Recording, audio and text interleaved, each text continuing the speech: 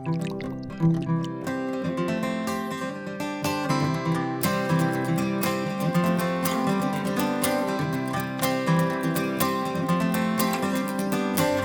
to whiskey kisses, the peaty taste of sin, and Edinburgh morning with the smell of... Greetings, whiskey folk, and welcome back to Drinking Out Loud. I am your host, Adam Bradshaw, and we are here in the Strath Studio on the Dram Association YouTube channel for a tasting which I am incredibly excited for. Of course, a lot of it is the whiskey. Of course, a whiskey tasting, the most important, exciting thing should always generally be the whiskey. But I have to admit, I'm a little starstruck today as well, because we have a guest today, which I've mentioned several times on these videos. In fact, one of the first videos that we did at the beginning of the pandemic was on the Myths and Legends series from Compass Box. And this guest's name came up a couple of times, but it also has come up a couple of times because, you know, you might have realized I've already got whiskey in my glass, and I don't usually do this anymore. I mean, I try and have my opening dram off camera because it's always a slightly strange talking about a whiskey that I'm not actually going to be, releasing for sale or talking about much. But I just couldn't help but have a dram of one of my favorite whiskeys of all time whilst I get to talk to someone that actually went into making it. So, ladies and gentlemen, I can't believe I'm saying this. Welcome to the show, all the way from Scotland, Jill Boyd. Hello, that is probably the kindest intro I have ever had in my entire life. So thank you so much. And a bottle of the Muse.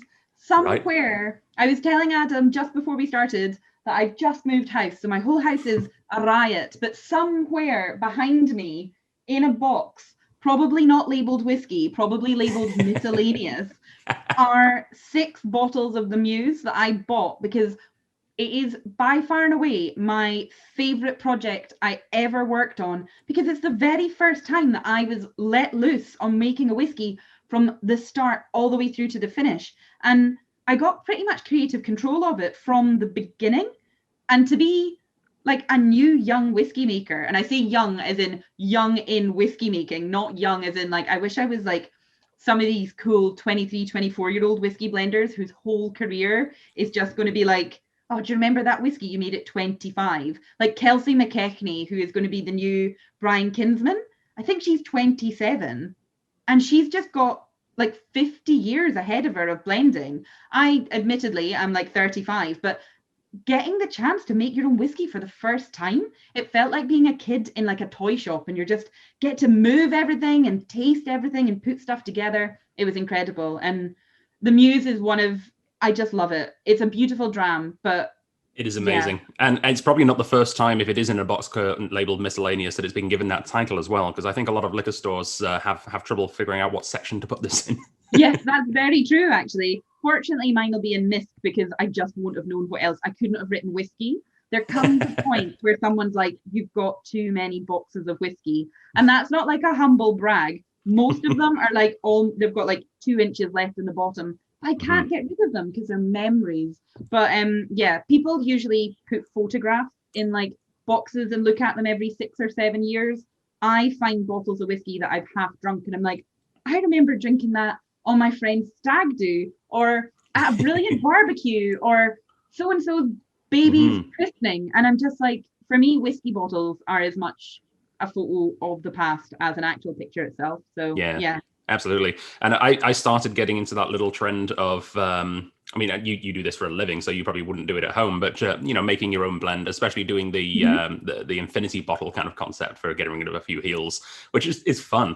But I can't bring myself to ever do it with whiskeys that, have a more personal connection to me, especially if they were a gift. So I've got, like an 1.5 inches of like SNWS bottles that I was given to me like for a birthday 5 years ago that I can't finish it. I can't blend it. I don't know what to do with it. Like, I love that though. I think there's something so special about, especially if you have a bottle of whiskey, and I realize this is harder now, but hopefully something we can get back to. I have bottles of whiskey that I associate with people.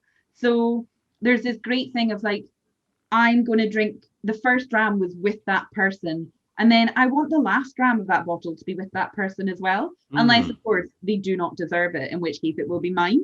But for the most part, I'm like, I love drinking whiskey with friends and I want to share it. And it's very rare that I would think a whiskey was so good that I wouldn't want to share. In fact, I don't think I would I think the better the whiskey, the more likely I am to share, because who doesn't want to share whiskey with a friend? Absolutely. It's one of the best parts about whiskey. I mean, I can't remember where this quote ever originated, but it's one I use a lot myself, is that just it's not whiskey until it's shared. I love that. That we have on the back of our bottles, above all, share and enjoy.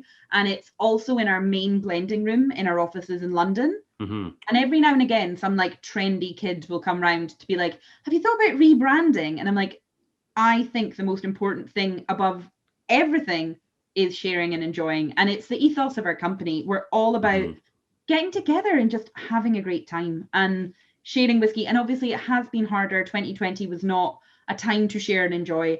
But I know that with my friends, and I realize that I have a slightly different perspective of this, we could get small bottles and fill whiskey drams and send them out and have Zoom calls. And I did a lot of whiskey tastings where the fabulous Bill Lumsden, he and Brendan did these brilliant tastings for whiskey festivals, and we a half a dozen of us all got together to watch that and drink together. Becky Paskin's whiskey festivals, we all got involved and watched them together as a group, and we had a Zoom on and a WhatsApp call, and everyone's texting. It was like multi-screening, but that's how we shared last year. And I didn't drink whiskey when I wasn't on camera, it feels like, for a whole year. I just wanted to share it with people. So yeah, it was really cool. Different. But absolutely. And it's one of the things here in BC, we weren't, or we still aren't allowed to like rebottle whiskey and sell it. It's, we've got legal issues here, but there is a wonderful loophole for private whiskey clubs, of which I am a member of several. So for those of you watching who are members of some of the private whiskey clubs that I belong to as well, we've enjoyed several drams together on video. Oh God, I love a loophole. I'm just like, only really like the gentle ones for how can we share whiskey when we can't share a bottle? Exactly. Not like the big loopholes, but like, yeah, is there anything better? Whiskey club, membership, all that stuff, just getting together. Here's the key part of the loophole here in BC that I've found out. I mean, you can't do anything if you've got a liquor license or you're a store or anything, but the key thing is, so long as you take the money from your club members before you buy the bottle, you're technically just sharing the cost of a bottle. If you pay for the bottle and then ask for money, you're reselling it. That's the thing. You just got to get the money first. That's the weirdest loophole. I'm like, I don't even know how to answer that, but I'm like, yeah. Congratulations to you. Well played. That is, these are the loopholes we need. So yeah. Absolutely. And I think frankly, people have got better things to do with themselves right now than try and chase down whiskey clubs. Hopefully, anyway. Yeah, I know. I have everything crossed for you as well. And just like, what is going on? But yeah, that's the thing. It's like, I'm all about whiskey with friends. Even I tell stories about like when I was younger and stuff, but my parents don't drink, but they always had like 3 or 4 whiskeys and maybe a vodka. My mum was obsessed with having a bottle of vodka in our cupboard in case someone came round and wanted a vodka, but didn't ever have a mixer for that vodka. And I'm like, we are not inviting Russians round for like, I was like, if we are, we need to have that in the freezer. But she'd have like an open bottle of J&B or Famous Grouse that would live in a cupboard for 8 to 10 years at a time before she'd decide it needed changed for a new one. And I just think that whiskey with friends, if it was the whiskey you found in the house, would still be the best whiskey because it was with your pals, even if it has been open for 10 years and is like thick layer of dust on the top. It's what I want. So yeah. And we actually, my partner and I, we've got friends who have a cottage on one of the islands nearby. That's they don't own it; their grandparents own it. We usually get invited once a year, usually around Canada Day, actually, to go and spend some time there with a couple of friends. And the first time I went, for maybe 5 years ago now, I took a bunch of whiskey, and we didn't get through anywhere near enough of it. So I actually just left it in their grandparents' liquor cabinet, being like, hey, you can have some of this. So it was mostly S&WS bottles, so that's what I had access to mostly at the time. And every year I go back, it's like, it's still there. I'm going to have a little dram. I love that. I did much the same. My friend got married in 2019 and I was invited on the stag, which was the first time I've ever been on a stag, even though I've always wanted to go. And I was invited as the honorary lad, which was brilliant because I was like, I work in whiskey, like I can talk about boy things. So they're all like, oh, shall we go play mini golf? And I'm like, proud. bag. So that was great. I took 3 bottles of whiskey for 2 days. And thinking back now, maybe I should have been a little more refined. But no, it seemed like a great idea at the time. So everyone, when they were leaving, I'm trying to push bottles of whiskey on these boys who've only got cabin baggage. And they're like, we can't take this on the plane. I was like, so I had to come back with all this whiskey. And I was just like, Jill, be more prepared in the future. So yeah, that's always, I love that. It's the problem with these trips. You want variety. So you've got to take, half a dozen bottles. It's... This is it. I had a peated, an unpeated, we had a grain. I had, if you ever get the chance to taste the Glenmurray cider cask, oh God, I am going to put that in my top 10 favorite whiskies of all time. Nice. Amazing. And unfortunately, that's the bottle we finished, and it's a limited edition, so I can't get another. And I was like, Gav, but no, perfect. I have actually never seen an official bottle in Glenmurray at all in DC. The only ones that we get are through independent bottlers. That is a travesty. It's sad. Yeah. I love a Glenmurray Classic is one of the best priced and best kind of end of the night whiskies. Smooth, silky, caramel, just what you want to finish an evening. But at the same time, it's, I don't want to say cheap as chips in a negative way, but when you're not sure if you want to invest in a really like expensive limited edition dram because you've got stuff to do, Glenmurray just hits a spot, and its limited editions are beautiful, but Glenmurray Classic, I love it. So yeah, I will need to find a way to get you one of them. Well, you got to come to the Victoria Whisky Festival one of these years. Oh God, I have never been to Canada. What? And I keep saying to our commercial director, and he's like, I'll go to Canada. I'll take that burden off your shoulders. It's a long flight. And I'm like, you put that burden right on my shoulders. I've seen Phil here several times. I think you need to... Thank you. That's what we need to do. Campaign for Jill and Phil. So, yeah. We need to come up with a catchy hashtag and make it happen. I think the Jill and Phil show. The Jill and Phil show. We have I love Phil. We have Jill and Phil chats where I'm just like, Phil, are you really tired? We've been at whiskey shows for 6 days back to back. And he's like, just want to go to sleep. And we get to have one little moment where we're both exhausted. And then we're like, whiskey. And then it all starts again. So, yeah. Nice. So just a quick note on my opening dram, which, of course, is, as you very well know, one of the best whiskies that there are. Which I don't have much left of, and I'm going to try my best not to do that thing where I just leave it for 10 years with an inch and a half in it, but Yeah, it's harder than you think. When you love something, you don't want to finish it. Like, that's what I always think. I'm like, save it for a really special occasion. But what if that occasion doesn't come or you miss it? So just drink it. Drink it for a Tuesday or like a good long weekend. It's bank holiday weekend here in the UK, actually. I was about to say Scotland, but I think it's UK wide. And I'm like, I am going to drink something nice this weekend because it's the bank holiday. So yeah. Well, you're possibly one of the only people that has actually done this as well as myself right now. It's 8:30 in the morning, and this is just an outstanding first thing to have in a day. It is such a fantastic breakfast whiskey. Yeah, I love it. It's really funny. I remember when we were putting this together, the cask which the entire blend is based on, which we called the Muse cask, which is why the whiskey's called the Muse. She had the most amazing, like, banana rum mango yogurt kind of flavor to her. It was like unlike any grain I'd ever tasted. And we always said it was like when you get like a mixed fruit kind of muesli. So all that grain in the background and then like dried banana chips and like bits of mango and yogurty goodness. And yeah, it could be the perfect breakfast, but in alcohol form. But I love it. Yeah. Yeah, it's parfait in a glass. It's fantastic. Parfait.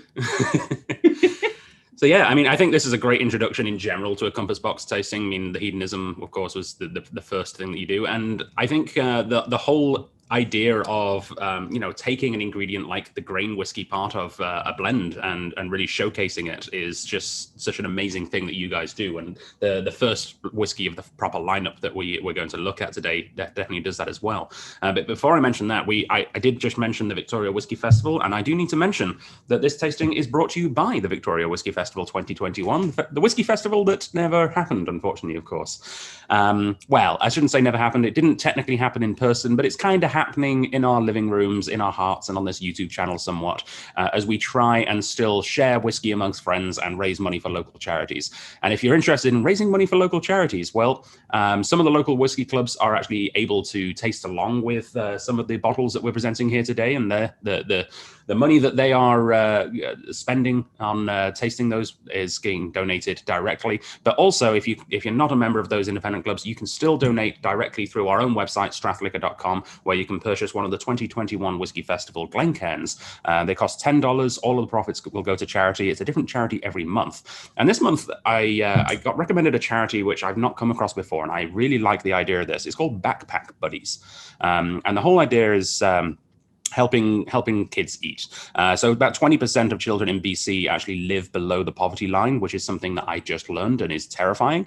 And while there are programs to help them get the food they need at school, they often go hungry over the weekends if they're unable to get the food they need at home. Backpack Buddies aims to provide healthy meals and snacks for vulnerable kids in BC that they can take home in their backpack on a Friday and will last them the entire weekend until they get back to school on Monday. So I think you'll agree, a very worthwhile charity. So yeah, please do hit the donate button, buy the glassware, and join in one of the local whiskey club tastings if you're able to as well. And with that, I think we'll officially start this amazing little what would it be? It's not a trilogy, a quintilogy, I guess, of compass boxes. We could say it's a trilogy in 5 parts. A trilogy. I like that. I'm somewhat surprised you didn't do that with the Myths and Legends. Oh. Just release an extra 2 a few months later. That would be for everyone amazing. That collected the set. Like, for everyone who wants a triptych and 2 more. Yeah, no, that would be amazing. A quintology? I'm not quite sure. That's something, someone will have a really good name for this. But, yeah, and actually, if you do know the name for this and you're watching in the during the YouTube premiere, I'm actually not sure what day this is going out. Actually, spoiler, we have a new whiskey being launched in this video that's going to be brand new to the Strath. It's technically not actually here yet. I had to get a mail bottled from elsewhere. A bottle mailed. Get it right. I did laugh at that. Yeah. It happens a lot. A bottled mail. Good Lord. So we did have to get on shipped in, especially for this tasting, because it hasn't arrived yet. There are a lot of delays right now in the liquor distribution branch here in British Columbia. So we'll be timing this video with the arrival of that new whiskey. So that'll come up later in the tasting. So I don't know when this is going out, but I would say it's probably at 6:30 p.m. because that's generally what happens. And if you're watching and you see the big premiere tag, then join us in the live chat. I'll be there answering any questions. And if you have any questions that you'd like me to forward on to Jill, I'm sure Jill wouldn't mind answering a couple of questions as well. And if you are watching later on, please just drop us a comment.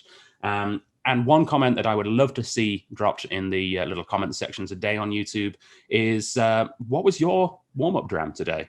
What were you enjoying in anticipation of this tasting? Hopefully there was a couple of other people having some hedonism the muse, because I know we've got a lot of fans of that here in Victoria, but that's the beautiful thing about Compass Box, is there is a huge variety of expressions that you can indulge in. And one expression that you can only indulge in, really, if you're from British Columbia, was this special edition Great King Street Artist Blend. Now, this is just, it's one of those whiskeys that it's always special to get something that only we get, right? But it's, it's also special because I felt a little left out, because one of my favorite Compass boxes of the last few years was I don't know if you got a chance to try it, but John made a special blend for a good friend of mine, Andrew Ferguson at Kensington Wine Market in Calgary. They got their own bottle. It was beautiful. And we actually managed to get some to sell.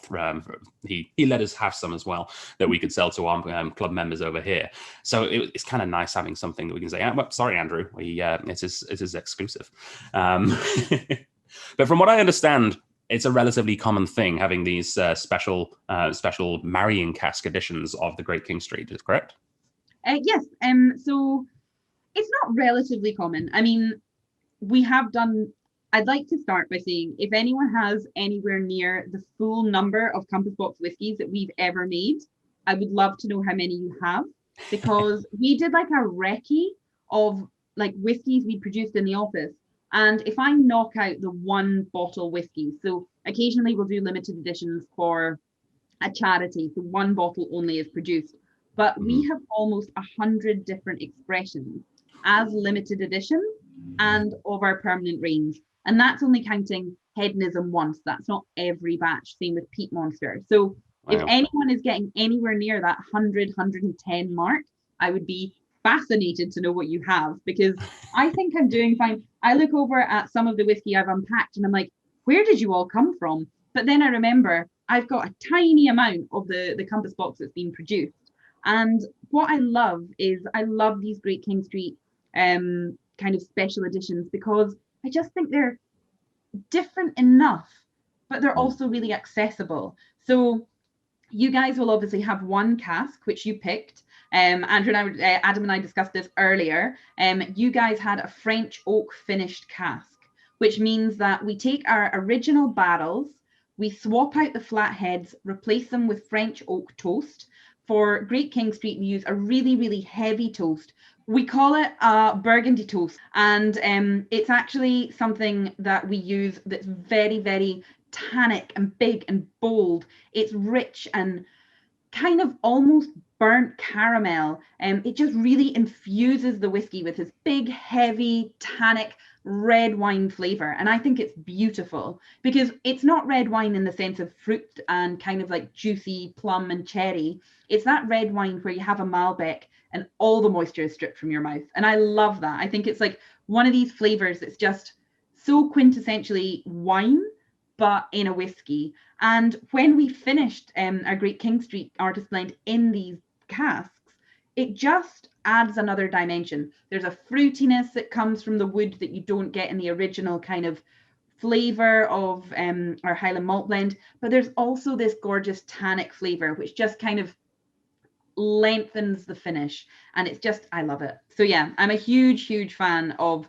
I love our single marrying casks. The program is exciting. It lets you guys not have to deal with, I don't know, buying 200 cases and then having to sit on them for ages, because you've got all these limited editions that you kind of have, but we can produce something for you that's special and different and labeled for you. And I don't know if you guys will see, but the one thing that really sets the single marrying cask projects apart from our everyday artist blend or Glasgow blend is it's 49% ABV. And that really gives it, to me, the kick of the fruitiness from, there's Kleinleash in artist blend that has such an appley, beautiful waxy flavor. And the Cameron Bridge is so creamy and fruity, and it just tastes like pears poached in vanilla. It's beautiful. I love it. We've got a tiny little bit of sherry from Linkwood in there that just brings this tiny little bit of juicy red fruit, and then that Highland Malt Blend that's in our French oak casks in that burgundy toast, and it just brings that woody loveliness, and it all goes together. But that 49% is just the best. I love it. And I don't know if you've seen, but this is actually the new label which we've just released. So we stripped it back. It's still the Great King Street bottle, and it's still artist blend. There's nothing inside the whiskey. The whiskey is the same that we have here as we have in our normal artist blend, but going forward, this is our new artist blend bottle. So what you have is our beautiful classic single marrying cask, and it'll really stand out against the new bottles, which hopefully you guys will get in when, let's say, when everything goes a bit more back to normal and distribution kind of works. But yeah, these are coming out now. So bear in mind that the whiskey we're about to release here at the Strath that's coming up later this tasting, the most recent one. How long ago was that you released it in Scotland? That's about the lead time for when we actually get things here in BC. Yeah. Takes a while. The most fun I can talk about is the whiskey we're going to talk about later. I was at the bottling of that in February 2020, and it is the very last. It's the very last limited edition bottling I attended before shutdown. Oh, wow. And I was like, oh, that's fine. Everything's ready to go. Was it? No. We then had to wait something mad, like an additional year. I think it only got released a month into this year, January, February.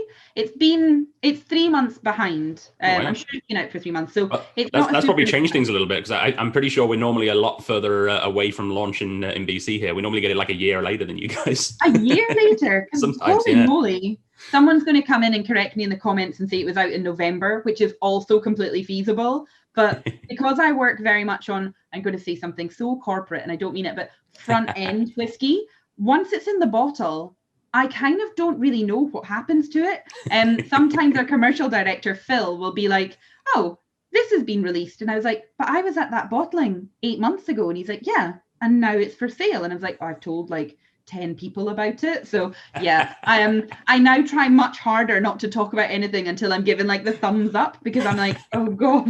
So yeah, I don't want anyone to get excited and then have to wait. So yeah. And that's one of the things that James, actually, hi James, thank you for setting this up. James at Authentic. Ooh. Lost my earbud for a second there. Hi, James. Thanks for setting this up. James at Authentic is probably very, very tired of receiving emails and tweets and all kinds of things from people as soon as a new Compass box is announced. It's like, when are we getting it? It's like, I don't know. Like I'm very guilty of that myself, because I know that there's a new version of the Hedonism Special Edition that was released a little while ago that we haven't seen yet here in BC. That I'm looking forward to. I have it. So there's very few things. This is currently one of the only sections of my house I'm comfortable with people seeing, the wall outside the house and the window ledge. But I have a few bottles which sit on my shelf, and James Saxon, who's one of the whiskey blenders, put together Hedonism. It's called Felicitas. It's for our 20th anniversary. I've been raving about my new webcam, but this webcam actually allows me to show this, because on my terrible built-in webcam, it usually gives too much light and it reflects. It's such a glossy label. But yeah, so we've got like our Hedonism lady. She's got a lot of flowers for thinking about this time, rather than like octopus heads and things, which are coming out of her in some of them.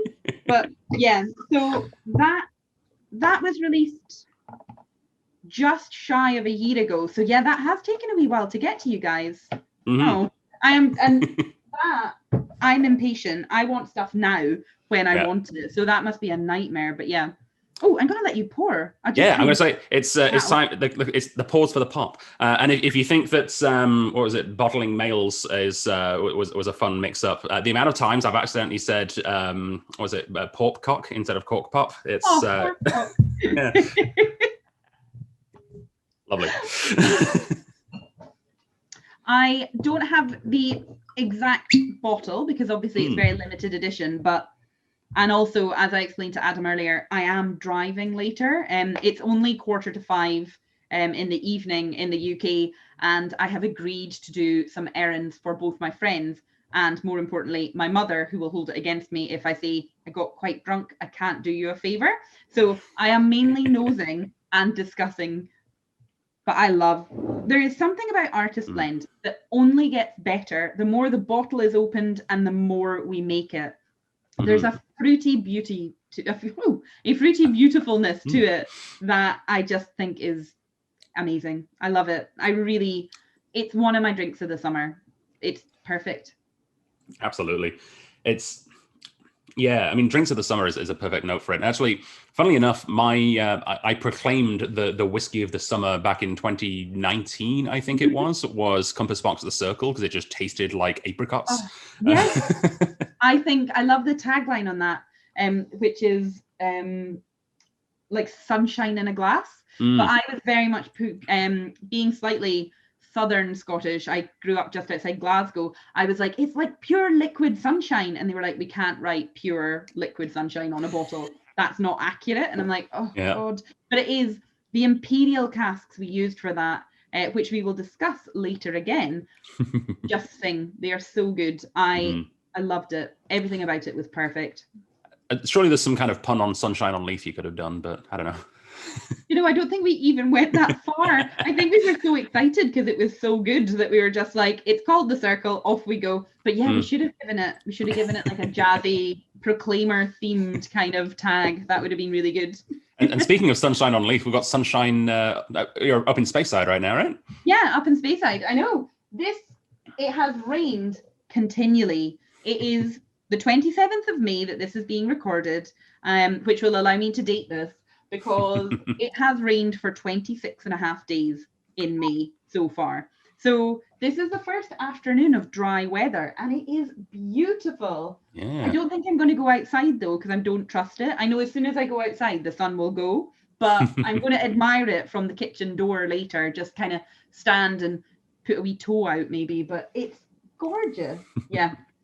One of the greatest and worst things about my time living in Scotland. I lived in Edinburgh, and I worked in a bar in Edinburgh, which was fantastic, and I loved doing it. I was also at Heriot-Watt University, but then the bar that we worked at was, you know, a really popular spot, especially during Fringe Festival. And when we got those 2-hour extensions, I feel like the 1 month that we actually got good weather, I was nocturnal. Yeah, because I would start work at like 8 o'clock in the evening. I'd finish work at 5 o'clock in the morning.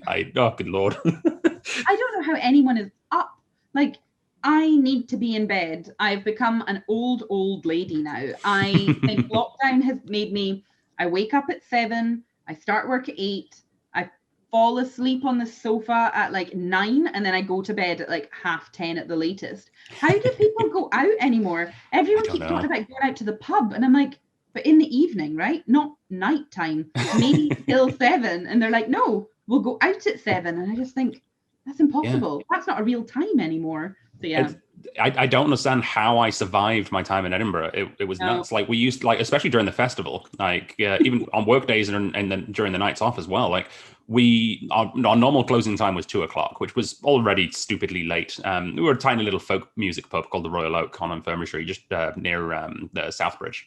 And during the festival, you get a 2-hour extension pretty much automatically if you're in the city of Edinburgh.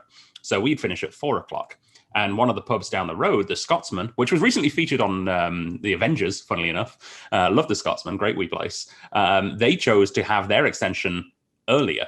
So instead of opening at 7 o'clock in the morning, they opened at 5 o'clock in the morning. So we closed. Morning. Yeah. So we'd close up the pub at 4. By the time we finished throwing everyone out and cleaning up, it was 4:30, 4:45. There was a 24-hour breakfast place around the corner where you could go for a bacon butty or something, and then we just roll up at 5 o'clock in the morning to the Scotsman and have a pint. Like, how did I do that?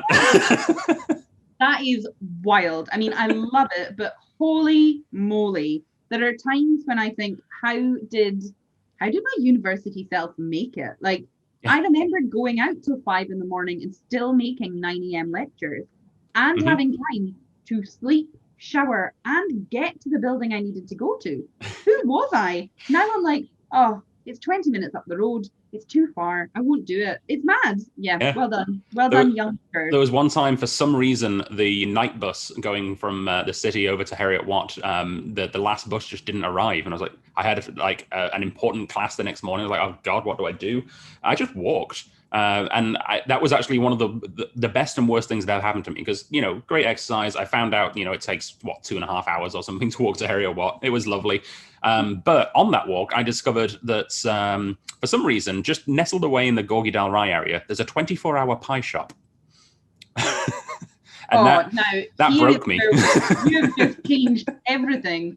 Oh, God. So my Edinburgh knowledge is very poor. I went to uni in Glasgow, and my Edinburgh time was very much spent with people taking me to places. So I never had to explore or learn. It was, I'll meet you at Haymarket, I'll meet you at Waverley. And then they would take me to the pub we were going, or to the place, or I got in a taxi and I got back to the train station. The idea that you could stumble across a 24-hour pie shop in Edinburgh sounds like the beginning of a romance novel to me. And I'm like, she fell in love with the pie maker, because I would have been there at all hours of the day, every day. That sounds perfect. Yeah. I definitely, that definitely became a staple thing that I might have taken advantage of far too often. Yeah. I mean, the fun thing about Edinburgh is, of course, you can't even fully explore it, even really using Google Maps, because unlike most cities, it's on 4 levels. You look at a road, you're not quite sure how high or low it is. It could be underneath another road. I'm always grateful for Glasgow. Set out like a tatty waffle. You just walk one way, you walk the other way. Very practical city centre. So yeah, always good. So this is one of the things I normally find myself doing with S&WS tastings, is trying to explain British things on labels. Tatty waffle, for those of you at home, is the most impressive thing that we just don't have here in North America. A bird's eye potato waffle. It's waffling versatile. It's basically a waffle made of mashed potato. It's kind of a hybrid between a waffle and a tater tot that you can put in a toaster and you pour baked beans on. It's absolutely incredible. Students live by it. If I have, it's my luxury. If I get the cold and I've not been feeling well, and I've kind of lost my appetite, my reward for being sick and getting through it without causing too much fuss, because I hate getting people to do things for me. And if I've managed to like ride out my illness without talking to anyone and being like, please help, I am allowed to buy a pack of bird's eye potato waffles, and I'll have that with sausages and usually spaghetti hoops, because I'm like, I want all the shapes on a plate. I love it so much. But yeah, I didn't realize that potato waffles weren't a thing for you guys. No, and they really should be. It's the perfect North American thing. They are so delicious. A square tater tot, perfect. Yeah, and like with this lovely grid system, so they're kind of like that. So that you get 2 beans per hole. It's great. Yeah. Oh. Everything about this is wonderful, and I'm like, I'm in the UK and I'm still reminiscing about potato waffles, but that is so nostalgic about the thing you can get like 10 minutes down the road. Brilliant. I can run to Lidl and pick up like a 12 pack with no fuss, but I'm like, so jealous. The good old days. So yeah, no, that's amazing.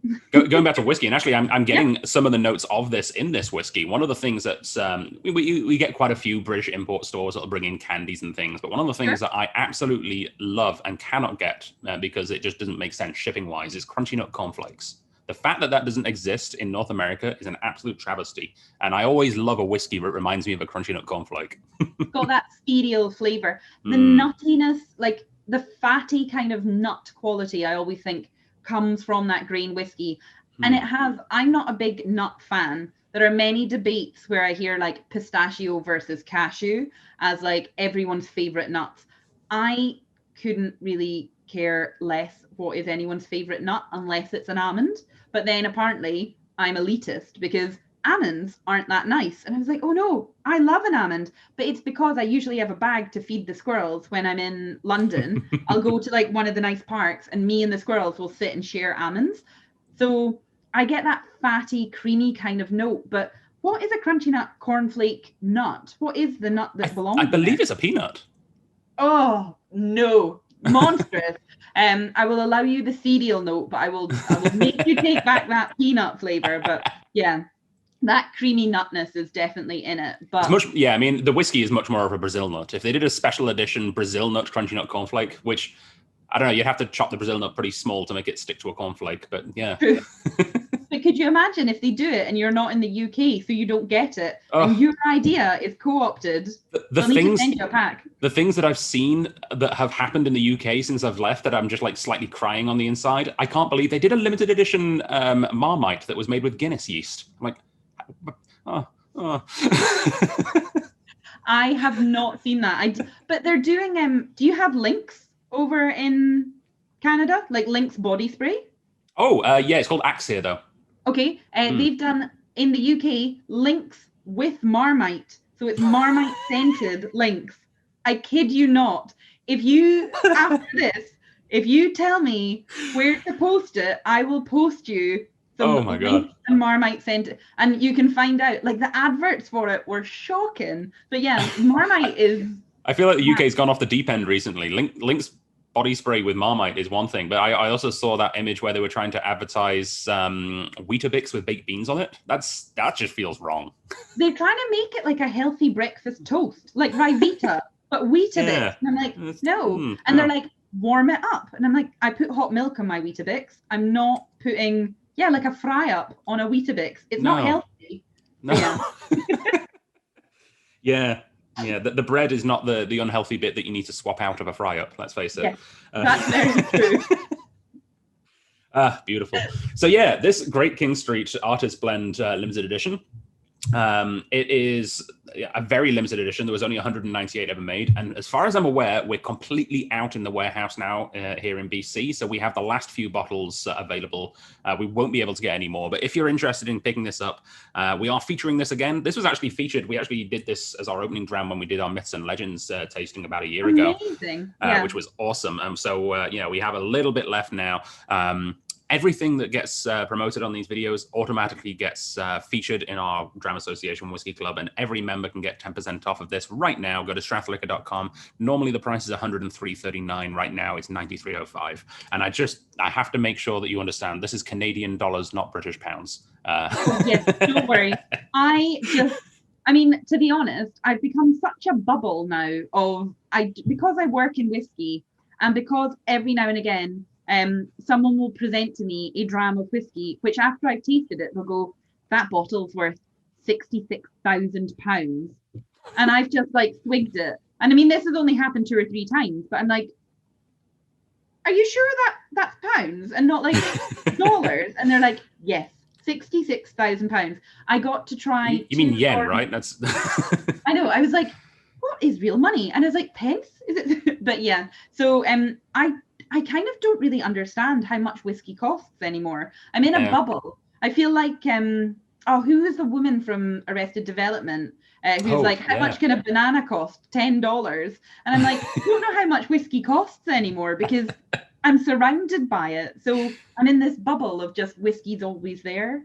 Lucille, original Lucille. Yeah, that was, I've become like her now. So that's probably the most flattering. How much would a Great King Street bottle cost? Like $600? Oh. Yeah, like, oh God. That's brilliant. Beautiful. All right, so from a limited edition, which was only available here in BC, to a limited edition, which I believe has its origins to a small restaurant in France, if I remember correctly. You are entirely correct, yeah. This is one that we had actually in an in-person tasting back in the days when we could have those. And hopefully we're going to be able to do that again very soon with the relaxation of the rules over here. To be frank, this is the first Compass box, which the room... it fell slightly flat for. And I think it was a little bit of a hype thing. I was very much looking forward to it from the tasting notes. And I don't think I did it particularly much justice when I was presenting it, because I was like, oh, it's not quite what I expected. But afterwards, and I absolutely should have brought some today to actually make this happen. I read about the reason for this whiskey and some of the idea behind it. And I tried this whiskey with with some cheese and crackers, and holy crap, it is amazing. This is very much a whiskey which I think had a specific idea in mind of the kind of way to enjoy it in a sense. Definitely. Yeah, I mean, whilst it's a perfectly good whiskey on its own, you don't get that full magic until you actually have it alongside other things. And I've since discovered, because I actually bought a bottle of this afterwards, that's how much it redeemed itself. I've since discovered it doesn't have to be cheese and crackers as well. It simply is one of those whiskeys that morphs quite a lot depending on what you've had before or after it. So depending on the lineup as well. And I think the lineup that we had, I think it's probably my own fault. I think that we probably just made it follow the wrong whiskey.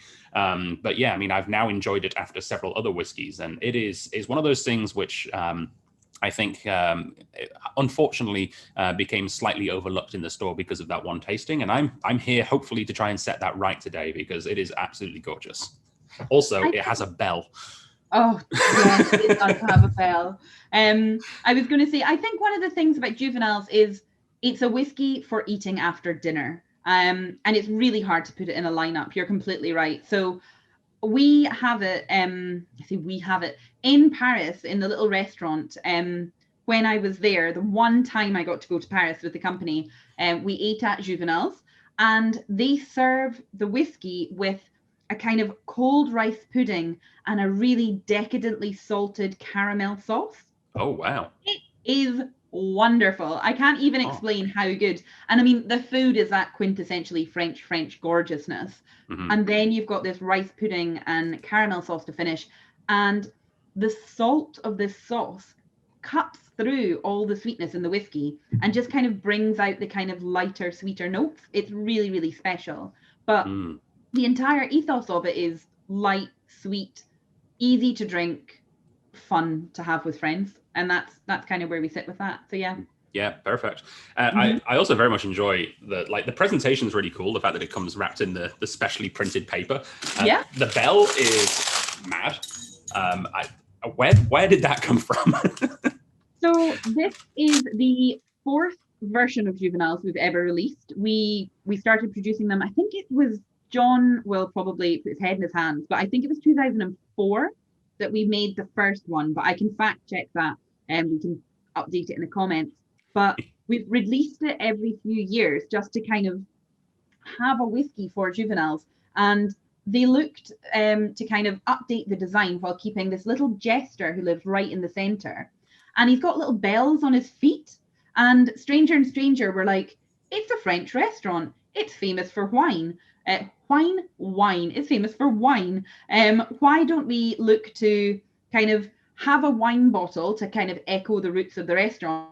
Because we're going to have that big punt, which is I stick my thumb up like this, but it's where you're meant to hold the wine to pour it. Why don't we stick a bell in there to echo the wee jester guy? I always thought the punt was just to make it look bigger. I didn't realize it actually had a function. That's cool. Do you know, for all I've got so much wine in this house, I've none near me. But if you hold a wine bottle, and obviously you have to be a professional and very well organized, but you have to kind of make like a little tray with your fingers, thumb in the punt. Yeah. And then you can pour it, but obviously only elegant. I like it. Yeah. You like it until you tip too far and you smash the wine glass that you're pouring into, which is why we don't do that in my house anymore. Fair enough. It's like savoring. Is it really worth the risk?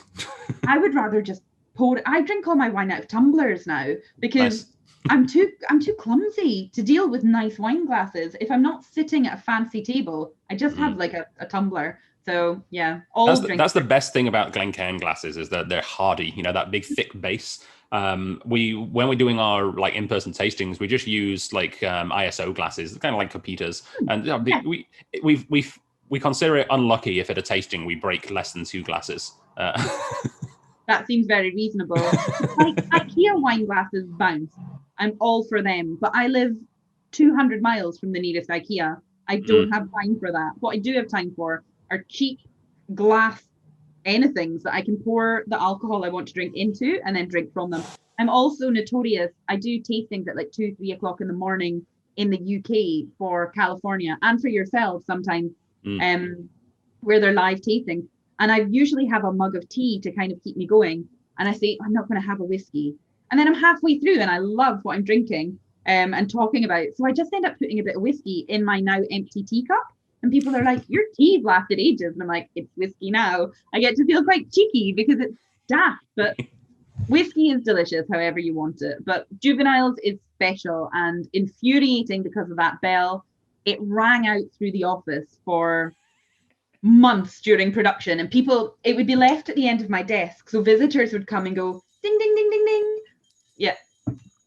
Nice and quiet when there's one. When you've got a box of them and people just shake them, it's everywhere. I swear there was like 2 months where I got no sleep because I'd wake up in the night if I heard like a jingle and be like, where am I? So yeah, it's all good. I was wondering if juvenile, I always also never knew really how to say it. Is it juveniles or juveniles? I don't know. I say juveniles with my big Scottish accent because I'm there to murder all the French. I have a wonderful friend, Anne, who sometimes I'll say something to her and she's like, what do you mean? Is this the word that you say? And I was like, I'm so sorry. I probably bludgeoned your language because I can't pronounce it. But yeah, I just say juveniles, but it probably is juveniles. You've got to be nice to the French. They've historically always been your allies against the English. So yeah, they are our old alliance. I know. And they love blended Scotch. France is one of the largest markets for blends. Oh man, the amount of label 5 they go through is insane. That's the thing. I remember I worked for another company and they said that 1 bottle of blended Scotch gets bought every 10 seconds in France. Every 6 seconds, 10 a minute, every 6 seconds, a bottle of blended Scotch is bought. That's wild. I forget how many people in France there are, but that is still crazy. So yeah, it's very impressive. That is, mightily impressive. Yeah. I was wondering if the bistro itself had a similar thing. I'm not that familiar with France, but I'm very familiar with Belgium. When I was growing up in the UK, I used to go and stay in Bruges for like a month over the 6-week holidays. That's amazing, And yeah. a lot of bars over there have the thing of they have a little bell that if you ring, it means you're buying a beer for everyone in the bar. And I was wondering if that was a thing here. Like if you accidentally ring the bottle, does that mean you have to get everyone a whiskey? I think that should be the policy. If Right. anyone rings it in my presence, they need to buy me a whiskey. But tragically, no, I don't think that is the case. But what a lovely thing to do. Like, that's what drinking with friends is about. That's amazing. I accidentally joined a biker gang through that once. That is a story that I'm like, I appreciate you've left a pause. And I'm like, this is something you obviously are having to process. But maybe at some point in the future, we can talk about this. Absolutely. When you come to the Victoria Whiskey Festival and hang out in the suite afterwards, we'll, yeah. I love that you're saying in the suite, and I'm like, I would just take like a sofa or a decent park bench now to just sit and have like a dram with people.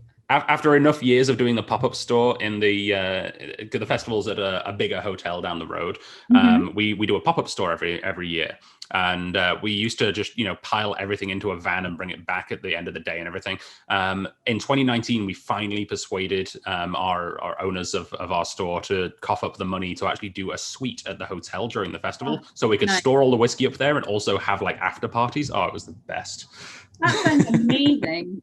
The one thing, and I think working in whiskey and working at whiskey festivals, one thing no one ever really warns you for is you work a full day. When I do the Whiskey Exchange show in London, you start work. Well, I have to leave my flat at 8:30 because where I lived in London was an hour and 20 minutes by tube to the venue. So you want to be there about 10.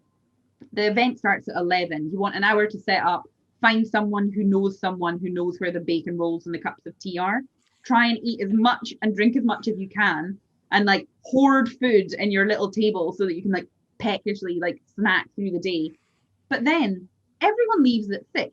Kicking out time is at 6 p.m. That's when people have to exit the venue. If it is not the, very, very last night of a whiskey festival, the whiskey festival workers then stay up till 1, 2, 4 o'clock, just drinking and having a lovely time out in the local pubs. Then we have to go home and do it again. And this is where my old lady has to go to bed kind of phase kicks in, because after that first night, I am in bed by midnight every single night, but that includes an hour and a half travel home. You've got a lot more movement and it's a longer day than people think. If you're there for fun, it's brilliant. If you're there to work, that's you. It's basically a 4-day marathon of who can still be standing. So, absolutely. Yeah. It's great fun though. I get jealous when people say, oh, I'll do that for you if you don't want to do it. And I'm like, no, it's mine. I want to do it. So yeah. We're going to start this petition to get you over to Victoria. I think it needs to happen. Yeah. Whatever we can do to help that happen. Like if we need to, get a custom whiskey made for the festival that you yourself have to come to, talk about because you created it, then maybe that's a thing. I don't know. That's exciting. I was going to say letter writing campaign, but I like where you're going with that. All right. So I managed to get the little wax thing off. That's always a fun challenge. Yeah. Actually, on that, thank you for having good wax that you can actually peel off. I don't know if you're familiar with, I'm blanking on the name of it now. There's a French company, I'm blanking on the name. There's a French company that they're famous for maturing their whiskey in caves for some reason. And they put so much wax on it, but it's not like bottling wax. It's just wax. And you have to like chisel it off to get into your whiskey. And then you finally get the wax off and it's actually a wine cork in there. So you've got to find a corkscrew too. It's nuts. This is actually, despite the wax, very easy to open. And that noise, I'm like, you should have a little segment that's just called Pause for the Pop, and just have like every time you pull one, and you could just maybe like edit them all together from all the videos. It's a good noise when it comes out. I haven't done it in a while. I used to tongue-in-cheek rate the whiskeys on the pop and glug. I like that. But yeah, juveniles, all our wax is hand applied. So there are a group of guys and girls. I always say guys as a collective for men and women, but I was told once it was like the majority of the people who do the wax dips were women, and they're like, stop calling us girls, we're women. So I'm like, men and women who do the hand dipping of all of our bottles, which can be 15,000 for some limited editions. This is 14,894 bottles. Yeah, that's a lot of dipping. Every single one of them hand applied that little ribbon that you pull and then hand dipped every single bottle, and hand applied bloody bells. I know. Oh wow. Yeah, but thank you, stranger and stranger. Broxburn send their regards. Broxburn are our bottlers just outside Edinburgh, and they are fantastic. They do all our bottling, our limited editions. If anyone's ever seen any of our like no names or anything like that, which are the huge, long collared wax dips, they do all of that. They're brilliant at it. And the original, the first no name is one of those bottles where I definitely have like an ounce and a half, and I'm not sure what to do with it. I love it because it's like our goth bottle. I always think they go through like different glam rocks. So yeah, it actually I did a pairing with it. I like to do the sort of the bougie half and half. Back in the day in Edinburgh, my half and half was a black bottle and some Duca's IPA. These days I'm like having craft beer and juveniles or something. I did a little pairing of almost entirely because of the label, to be honest, of the no name with a local beer here that's called the Singularity from Driftwood, and it's like right, and it's this sort of cellar aged like barley wine. Basically, it's super like 12%. It's an annual release that they do, and the label every year they try and make it harder and harder to read, so it just basically looks like a plain black label, and the text is usually slightly glossy or slightly grey, so you've got to hold it at a certain light to see what it says. That is the coolest thing. I just had to Google it because I'm like, that is amazing. So yeah, the Driftwood Brewery. I am going to research that more fully. That sounds awesome. When the next bottle comes up, I work in a liquor store, so I get first dibs on these special editions. I'll tuck one away for when you visit Victoria. Please do. And I'm going to tell a terrible tragedy. So I don't actually like beer or stout. I like cider but I love Nigella Lawson, who's a pretty famous cook, and I'm sure she's in Canada doing bits and bobs, though not in America after some news articles came out about previous things she'd gotten up to. But she makes a stout and chocolate cake, which is one of the best things in the entire world. It's so moist and it's just delicious. And I'm like, that stout with a no name on the side might be the way to like kind of celebrate a birthday. That sounds really good. I could see that. Yep, just love cake. I kind of want to celebrate birthdays constantly. I'm like, I think the juveniles you're drinking at the moment is very sweet. I personally would pair it with something a little more savory. I love it with charcuterie, but particularly melon and Parma ham. So that melon is fruity and really complements, like there's Strathmill and Balmenic in there, which are light and juicy refill hogsheads. Then we've got two different kinds of Clynelish, and we've got some Glendullan sherry in there as well. All delicious, all brilliant. But the Strathmill and the Balmenic are the light green fruity notes for me. The Clynelish begins to bring in these kind of light cherry blossomy kind of flavors and that waxy apple. And then that sherry butt just kind of ramps all the flavor up. But the melon's great, complimentary. The prosciutto, oh my god, really any kind of ham. You could probably get me like packaged sliced ham and I would love it as well. But Lunchables. Juveniles and Lunchables. The French would die of shame, but that'll have to be the next like video I do. It's just be like Juveniles, Lunchables, especially like the good ones, the ham, not the turkey. But no one wants the turkey. But it just, this salty ham flavor goes so well with juveniles in the same way the salty caramel goes so well with it. It just helps those sweeter flavors pop. So yeah, I love it. But melon and whiskey I think is a classic for everything. I love strawberries and I love melon with most kind of whiskey, but I also love cheese and ham. So I just kind of make myself a big board and just drink whiskey. It's really, really good. That's a great way to enjoy, well, anything, but whiskey especially. Yeah, definitely. That fated day when I realized juveniles, well, not necessarily full potential, because I'm sure there's an even better pairing out there, but when I discovered how much I personally like juveniles, the two things that I had with it well, 3, I guess, technically. I'm a sucker. You remember those sort of mixed Jacob's cracker boxes you get at Christmas that have the Hovis kind of things in? Yeah. Hovis biscuits. The Hovis biscuits. Yeah. Can't find them anywhere, but the closest, like my closest approximation has always been, I'll just throw some cheese on a digestive. It actually works quite well. Yeah. So I had McVitie's digestive biscuits with Wensleydale cheese. And a glass of Hoegaarden, Belgian wheat beer. And it was just stunning. Apparently in Belgium, it's Hoegaarden.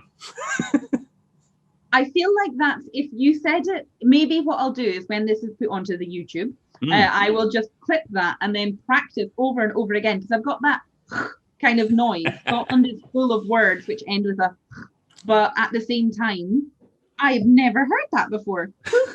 How do I say it? And I might be wrong here, but this is how I was told by some Belgian nuns. It is Hoegaarden. Hoegaarden. Yeah. And nuns, Belgian nuns especially. Belgian nuns, they are the best.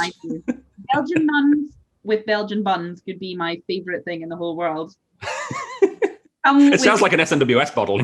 I know. I think that could be. You need to write to them and be like, recommend it with a Hoegaarden and a Belgian bun. That'd be perfect.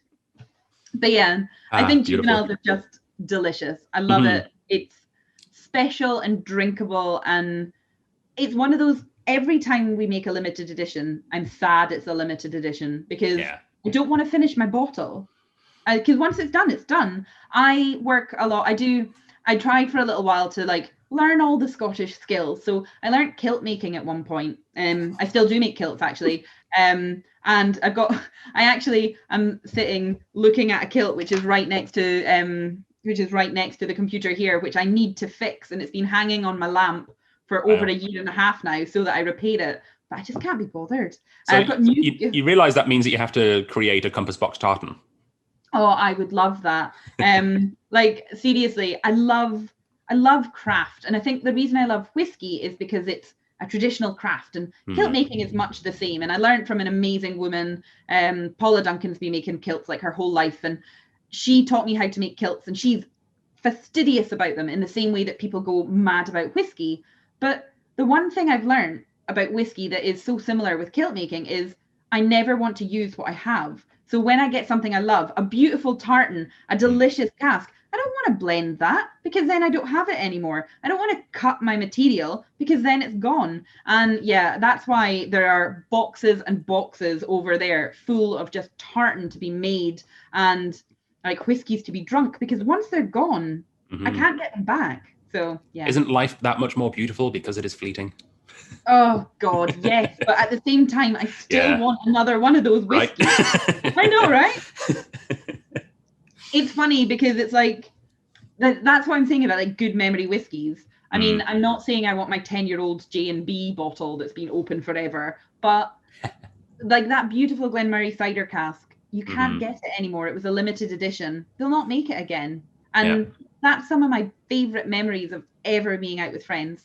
And yeah, that is the beautiful thing about whiskey is there's those two levels. There's the ones that you know you can always go back to. Like I'm never going to be upset because I know that I'll always be able to have teachers, for example. Like it's one of the classics that my granddad used to drink. I know in some shape or form, hopefully I'll always be able to get some Black Bottle, which is the whiskey that really got me into drinking whiskey in Edinburgh. I love Black Bottle as well. And I actually, a lot of people have been complaining about the new version of Black Bottle, because I grew up with the old green bottle version that was a bit peatier. I really like it. I think it's just as good. It's just different. It's not got the smoke, but it's got a lot of other things that are backing it up. I feel like there's a lot more Bunnahabhain in there. It's a lot more banana-y than I remember. Different isn't bad. It's just not the same. And I appreciate when you look at like an old Rosebank, like one of the ones produced 30, 40 years ago, or I mean, even like an old, let's look at Glenfiddich. An old Glenfiddich from 40 years ago, people say it's better than it was now. And I think it's not. There's so much more quality control. Oh, God, yeah. You romance what you tasted in the past. Like I was saying to my friend, it was like, I miss being at uni and all these things and like all this kind of stuff that we did. And she was like, you don't really, because when you lived it, you couldn't wait to be out of it. But now you're out of it, you look to the past. And hindsight is not 2020. Hindsight is rose tinted glasses for things like that. So Absolutely. for experience and things. So and there's a whole lot of that in whiskey, especially like the amount of times I've heard people say like, "Oh, this distillery was so much better in the '90s." I'm like, was it? Because I've actually done side by sides of like their old stuff versus the new stuff, and the new stuff's, I would say, objectively better most of the time. There are very few examples where I think distilleries have actually gone backwards. Yeah.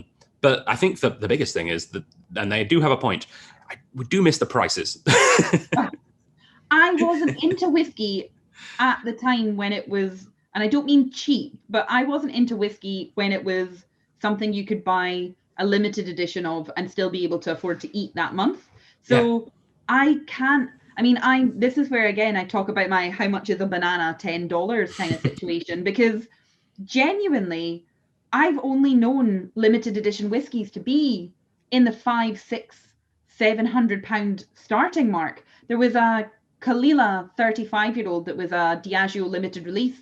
And I remember calling my mum and being like, how important is a mortgage? This is £550. And she was like, you need to pay your mortgage. You can't buy a whiskey. You need somewhere to live. But that's how much whiskey's always been for me. It's like petrol. I learned to drive late. So my friends talk about petrol being 85 pence a litre. I've never known it to be under £1. And I appreciate for everyone in your side of the in your continent is going to be like, that's so expensive, but also not know how much that is because it's like stupid money. Because you guys do it by the gallon, right, as well? Not in Canada, no. We do by the litre. Yeah, but it's about $1.50 a litre right now. So it's about £1, yeah. Yeah, and that'll probably be really expensive. At the moment, we're $1.34 for a litre of regular petrol. And I sometimes like to give my car a treat and put in the fancy petrol, but not at the moment. She can only have a treat when the petrol's cheap. So, yeah. I actually, I don't, I wasn't driving for long when I lived in the UK. I left when I was, 20. But I do distinctly remember being on the school bus and stuck in traffic because the apocalypse had happened and petrol was £1 a litre. And there was huge, massive lines up for people like trying to get at the couple of petrol stations, that were like 99 pence still. I was like, it's a penny difference. What I don't understand why the £1 mark was such doom and gloom, but it was nuts. Like you couldn't get anywhere for like a week. I remember that as well.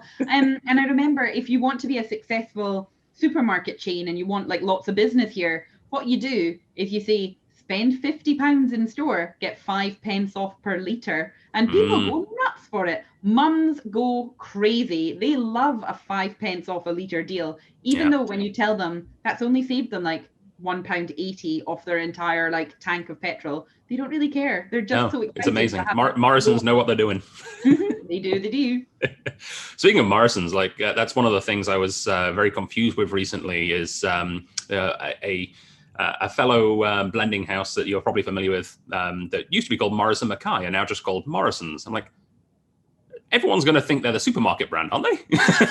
Maybe that's part of their intelligent marketing ploy. Oh, maybe, maybe they are. But I find it hard when companies change name because it takes a wee while for me to catch up with it. So, but that's quite funny. You've never been tempted just to drop the box and just be Compass? Just be Compass? I know, that'll be a chat with John. I'll be like, we've had this great idea on a podcast. We should consider this. Oh, dear. I can see him shaking his head. Yeah, no, I like the company. And actually, truth be told, I absolutely adore the. I don't know how new it is now. It's probably 5 years old. The newer version of the logo with the thing, the protractory thing. I can't remember the name of. The set of compasses. Yeah, that thing. It's not. I'm trying to. It's a hard thing to kind of show, but it's on all of our labels and things like that, and it's stamped onto our bottles. I think it's cool. Oh, actually, I could have shown you the bottleneck, which has it nicely. There we go. Yeah. God, I should really know that. Or it's on the top of the cork. It's everywhere apparently on the bottle, not the difficult glass that I tried to show everyone there. But it's clean and simple and Though it does get us a lot of people ask us if we're associated with the Freemasons, which we are not. Fair. But it's a Masonic symbol, but I don't think anyone put two and two together when we created that in the first place. So, yeah. On branding and names, actually, before I ask this question, before I completely forget to, Juveniles, which is absolutely fantastic, is available in a very limited quantity. I think we've got 4 bottles left, and it's very much not available after that. If you want to pick up one of the last few bottles of this, normally it's 186.87. Right now, with the 10% discount, it is 168.16, which, for a limited edition Compass box is a very, very good price, actually. Yeah, that's super reasonable. I'm basically halving every price you tell me. I'm guessing that's around the £1 mark. Because again, bananas. I don't know. Yeah, yeah, it's good. No, it's a great price. Especially here in BC, our taxes are a little higher, so whiskey in general often feels a little more expensive on an international scale here. But we get to live in BC, so that's worth it, I think. That was a nice humble brag. I like that. It's right? It's more expensive, but it's quite nice here. I can walk 5 minutes from my little apartment place and see mountains and ocean and snow-capped mountains in the distance. It's beautiful. Yeah. God, that's gorgeous. You should absolutely come visit. Yeah, I want to come for snowboarding season and actually use the snowboard which I got 5 years ago, which has only been outside once, and that's when I took it from the shop to my house. So I have never skied or snowboarded, but my fiance is a massive ski nerd, so she would very much enjoy your company going down the slopes. She actually grew up in the north end of the island, right by one of the big ski hills here, which also happens to be very close to a single malt distillery called Shelter Point, which I'm a huge fan of. You could go visit the distillery and spend a couple of nights in a chalet, go skiing. The festival happens to be in January, so it's perfect time for it. This is great. I think your fiance, I've had one snowboarding lesson ever. Perfect. So we can maybe go together, and your fiance can be excited that you are learning winter sports so that you can join her in the future. Because I'm like, my friend does, I think it's called floating leaf, and he's like really zen, man, and he's like doing all this, and I'm like nervously trying to stay still and not fall on my face. So that can be fun. So a question I had on the branding, I did an SNWS outturn video that I've been doing monthly here during the pandemic recently, where we, for the first time ever in Canada, had some North Coast whiskey. How much truth is there to the whole, they had to change their name because of Compass Box? Is that actually a discussion that was had, or did they just do it on their own accord because they're like, we're international now, we can't ruffle feathers? To be honest, I am pretty set back from that. I don't know a huge amount about it. I know there was a kind of beginning of a discussion about their name and our name, but after that, it kind of became like a quiet period, and then they changed to High Coast, which I love. I think the name, and I love their branding. It's beautiful. Absolutely. Have you seen photos of the distillery? It's ridiculous. It's like fairy tale. I try not to look, because it makes me so jealous of how beautiful it is, but I don't know enough about it. But as far as I'm aware, it was a kind of number of factors, but I can't really be quoted on it because I always kind of had this theory that Compass Box didn't really give a crap and they just wanted to rebrand and needed a reason.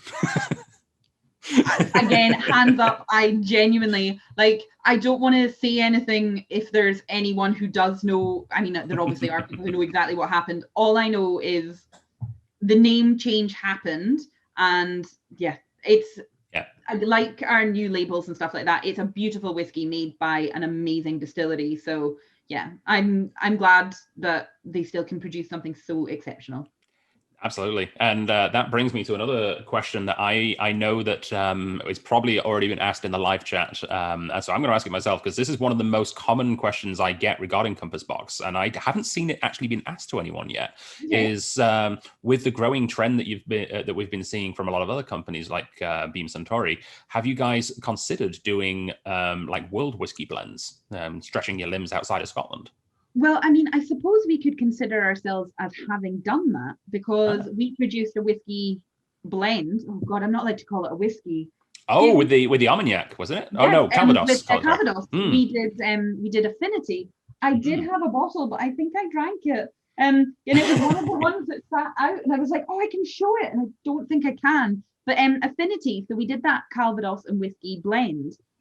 Which again, if you do anything that is not 100% Scotch whiskey, but you have Scotch whiskey in it, you have to name it as a spirit drink, which is not a very sexy title. But so we made Affinity, and I like to think that it's not in the same way as doing like your Beam Suntories, your world whiskies. I would love there are some amazing distilleries in Ireland who make exceptional grain. And obviously there's all different ways to make grain whiskey and whiskey in general in Ireland. They can use enzymes to kind of kick off their mashes and their washes and things like that and get things going in the way that you're not allowed to do that in Scotch whiskey. But I would love... That's exactly what Shelter Point does, actually. They do a 100% unmalted barley whiskey using an enzyme, and it's really good. I'm quite fascinated by that, because to me it would be 100% malted barley, like basically just boiled until, like you do with regular grain here, where you boil, and then you chuck your barley in to get those enzymes to kick it off. That would be really interesting. I'm excited to come to Canada. Phil, just let me be confirmed on this. Phil, you and I are going to Canada. Yeah, that would be amazing. That'd be really, really cool. So, and on other grains as well. I mean, I'd love to see what Compass Box does with like rye. Like, I don't think you've really played with rye much, have you? Like a worldwide hedonism would be amazing. Getting to use grain whiskey. I know. I'm just like, use some Ryukyu style rice whiskey from Japan, mixed with some Canadian rye, mixed with some wheat whiskey from the States. Oh man.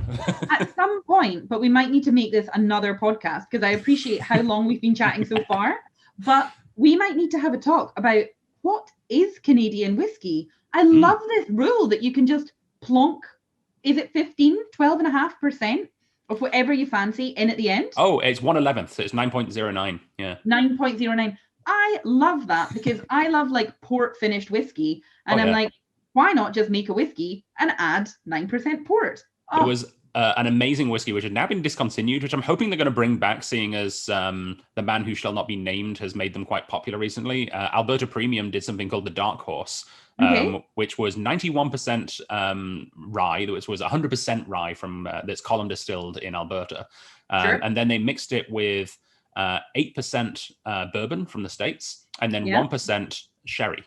They just threw sherry in there, and it was awesome.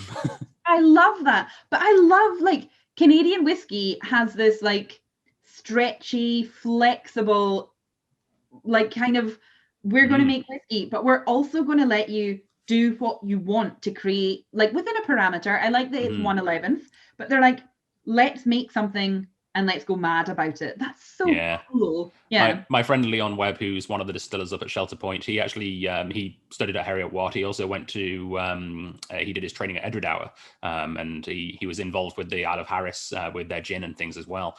He loves it out here for the Wild West feature, because he can be so playful. And one of the things that always makes him grin is the fact that just because they don't have to, they don't put a lock on their spirit safe, because they're like, it's like, we don't have to, it's amazing. So they've got this giant Forsyth still set up, like exactly the same as you'd see in many distilleries in Scotland, and they're just like, yeah, look, there's no lock, it's amazing. That is so cool. Like, little things like that are such a wee novelty. I love that. That's gorgeous. But I love Edredour Burgundy and Edredour Bordeaux, the two of them that they do from the cask, where it's fully matured in the wine casks. Oh my God. I'm a member of a whiskey club in Soho, actually called the Soho Whiskey Club, in London. And oh my God, when they gave me that to try the first time, like 3 years ago, I was just like, those heart eye emojis were just coming off of me. I was like, this is the best. So yeah, I loved it. It was really good. All right. Well, it is time, ladies and gentlemen, to release the brand new Compass Box. I'm very excited this, because I mean, I was excited about this tasting anyway. I mean, mostly because, you know, special guest Jill, who I'm still starstruck by. I do not accept it. But also, you know, 4 of the whiskeys are ones that I've already tried and I very much enjoy. But this one whiskey, it's always exciting to try something brand new. And this is brand new to me. I from what I understand, this is a follow-up from a previous release that I also have never tried. So this is completely brand new to me. It's time for the Magic Cask, which the artwork is awesome. As always, Stranger and Stranger do crazy good. I assume this is Stranger and Stranger. It is indeed. You've not really worked with anyone else since the partnership with them, have you? Very rarely we work with other partners to do like very small batch releases. But if we're doing anything, and I say small batch releases, I think they also worked on the Single Marion Cask project for the labels. So it's very rare that we don't work with them. But yeah. Yeah, even those I think were based on Stranger and Stranger's original designs, weren't they? Exactly. Yeah. But yeah, I mean, this very much looks like their style. I have the nice. I managed to find mine. Beautiful. I actually have the poster that you guys put out for the with all of the Stranger and Stranger designs a couple of years ago, the 2008 to 2018. Oh, I love that poster. I want to get it framed. Yeah, it's so nice because I think it just shows how beautiful a relationship we had with them. Like the 10 years of Stranger and Stranger in Compass Box is really special. So yeah, it's really cool. Well, and here's how you can tell that I wasn't joking earlier that I had to have this one shipped in, especially because this actually has a very familiar little pink circle that we don't get to see over here very often. Yeah. That is kind of wild. I love Magic Cask. I'm going to say it, and I say it in every tasting, and James is always like, are you okay? But I am furious at James Saxon for making a whiskey this good. I'm like, no, I make good whiskey, James. How dare you come and like knock it out the park with Magic Cask? The gauntlet has been dropped. It was one of the first whiskeys he worked on. Like, oh wow. As an individual, and I was raging. In fairness, I mean, where did I put the bottle? There, it's over here on my display stand now. I mean, like, I know, but I think you both did pretty damn good. Yeah. James is so good, and he's so modest as well, which I find infuriating because I want him to be like an arse so that I can be like cut you down to size. But actually, I know. So yeah, James, I love him so much. He's so talented and passionate and enthusiastic, and that worrying way where you can ask him anything and there's a good chance he'll know.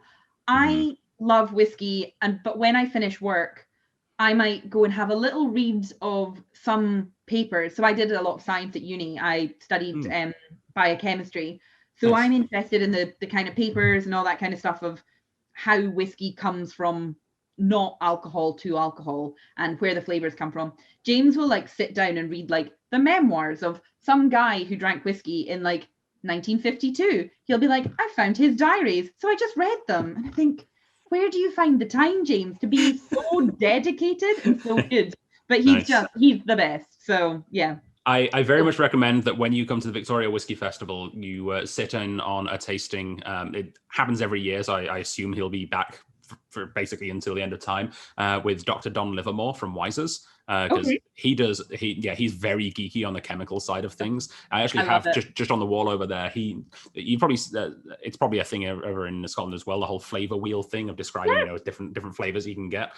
He goes one step further. He has the flavor and then slightly indented the chemical compound that creates that flavor. Ooh, I might need to have a wee write to him to be like, I would like a copy of that. Oh, I can scan mine and send it to you. That's easy to do. That'd be perfect. I always joke that I've got maps all the way. I've got lots of maps of Scotland all the way down my hallway, but not one of them will actually get you anywhere because it's like maps of all the Munros, maps of the wildlife, maps of the whiskey distilleries, maps of the different lifting stones that you can find in Scotland. And It's like, if you want to get somewhere, I can't help you. If you want to have a look at a weird bit of Scottish geology, that would work. But I'd love to have a whiskey wheel that actually shows you all the information, because to me, there are certain things which really make Scotland, and whiskey is, if not the most, it's definitely our biggest seller for what makes Scotland, after the haggis, obviously. But, you know. I mean, there's many things that I think Scotland has which you don't shout about nearly enough. I mean, I for one, I'm a huge fan of the fruit pudding that comes in a Scottish fry-up. Like, that needs to be in more places. Oh God, I love fruit pudding. I love potato scones as well. Oh, the tatty scones, yeah. Tatty scone, bacon in a morning roll is the ultimate hangover cure with a can of Iron Brew, which has to be so cold you can almost not hold it. Or, I don't know if this is just a Glasgow-Edinburgh divide, microwaved Iron Brew. It turns slightly thick like a syrup, and it's hot, and it's weird, but it kind of works. We can have a chat about that later, but I'm going to give you a firm no. Like, no. If this was Queen Eye or something like one of those panel shows where we have like some excellent host, I'd be like, no, that is monstrous. I think we are about to taste Magic Cask, which is beautiful and delicious, and has like this stunning Craigellachie in it, and it has this Imperial in it, and both of them are exceptional. But if you want to put them in a whiskey sour, you want to make a highball, you do it. If you want to drink Iron Brew, it should be drunk cold out of the vessel you bought it in. Do not add ice. Do not add vodka. Do not add whiskey. Drink it as it comes. Mix your whiskey till the ends of the earth. Drink your Iron Brew as God. Don't screw with our Iron Brew. Don't screw with the Iron Brew. It's the only rule I have. People are like, oh, whiskey and Iron Brew. What a cocktail. And I'm like, you are a monster. What are you doing? Iron Brew only works with Iron Brew, and that's it. So yeah, and it's an amazing thing, the whole Iron Brew concept and stuff. Like, you can go to McDonald's. I don't know if you still can, but back in my day, you get Iron Brew at McDonald's. Like, you still can? How? Like, it's not owned by Coca-Cola. Like, how did they manage to do that? It's Iron Brew is, well, Scotland is the only country in the world where Iron Brew. No, Scotland is the only company. I'll try this again. Scotland is the only country in the world where Coca-Cola is not the #1 carbonated soft drink. It's Iron Brew, then it's Coke. I'm very sorry to say that's not true. Really? It's very close to being true, but there's one other country, and I only know this because I used to go there quite often. Malta. What have they got? What's their thing? They've got something called Kinney, which is like a special Chinotto. That's totally fine. That's fine then. Scotland and Malta, like the pinnacles. Scotland and France. I know, it's everything I wanted. And I don't know which way the wind will blow, but hopefully one way or another at some point in the future, Scotland will be part of the EU again, and then maybe Scotland and Malta can be the two leading English-speaking nations in the EU, each with their own soda. Standard beer for soda. Oh God, that would be. If Iron Brew could like quietly just take over Europe, like that would be amazing. Like, I would love that. So many people hate it, and I'm like, you just don't know. You've never had a hangover bad enough to appreciate it. I hear there are places in the Middle East where America is not particularly well liked, where Iron Brew is quite prevalent, actually. That is good and terrifying at the same time. But yeah, Magic Cask. I will return to that. I could literally do a 2.5-hour podcast solely on my love of Iron Brew. And more importantly, Iron Brew bars, which you might remember. Yes. Oh, yes. They don't make them anymore. What? I heard a rumor that a rumor in like high school, so like 20 years ago, that the factory burnt down and they lost the recipe and they've never been able to make them again. Wow. And I don't know. Great. That's like urban legend. Iron Brew. Wasn't Iron Brew? I this might be incorrect. This might be one of those urban myths as well. From what I remember, the first ever Alcopop in the UK was ever made was the Iron Brew flavored like WKD or whatever it was. Oh God, I hope that's not true, but it may very well be. But all I remember is Iron Brew made from girders. Oh, yes. Also an excellent pop for that one. That's pretty good. Yep. All right, so Magic Cask, I get to try a brand new whiskey for the first time. And yeah, I mean, the blend on this one is relatively, I don't want to say simple, but simple. Yeah, I mean, there's two things, right? Yep. Well, the whole concept of Magic Cask, like the Muse when we started, is it's built around the addition of one cask to create something beautiful. The Muse is built around one cask, which we then expanded other casks to bring out its flavors. So when we were talking earlier about the circle and about, pardon me, I've got a hiccup there. When we were talking about the circle earlier and summer whiskies and things, Imperial was one of the whiskies that I wanted to use for the circle. And we ended up not using it. We used a different whiskey. That's fine. We used Tamdhu, also gorgeous. But my tasting note for Imperial was tastes like pure liquid sunshine. James comes to it 2 years later, because that was in 2018 that I fell in love with it, that I first tried it. 2020 comes around, James is like, have you tried this Imperial? And I was like, oh, James, have I tried this Imperial? And I opened my giant notebook and I'm like, look at this. And he's like, I think it's pretty excellent as well. And I was like, excellent. And he's like, what should we do? And John had this idea of revisiting the Magic Cask, which we had originally made. And we'd originally added to, and I said 2003, 2004, but if someone in the comments does know, please feel free to correct me. We added a Madeira cask to that whiskey that we made originally to kind of give it the new flavour and style. For this, we added a Craigellachie in what we call a re-racked sherry butt. We matured Craigellachie in bourbon casks, gave it, I want to say about 2.5 years. So it wasn't whiskey, but we gave it 2.5 years maturation in these bourbon casks. That takes off the kind of rough new alcohol and brings in that bourbon cask sweetness.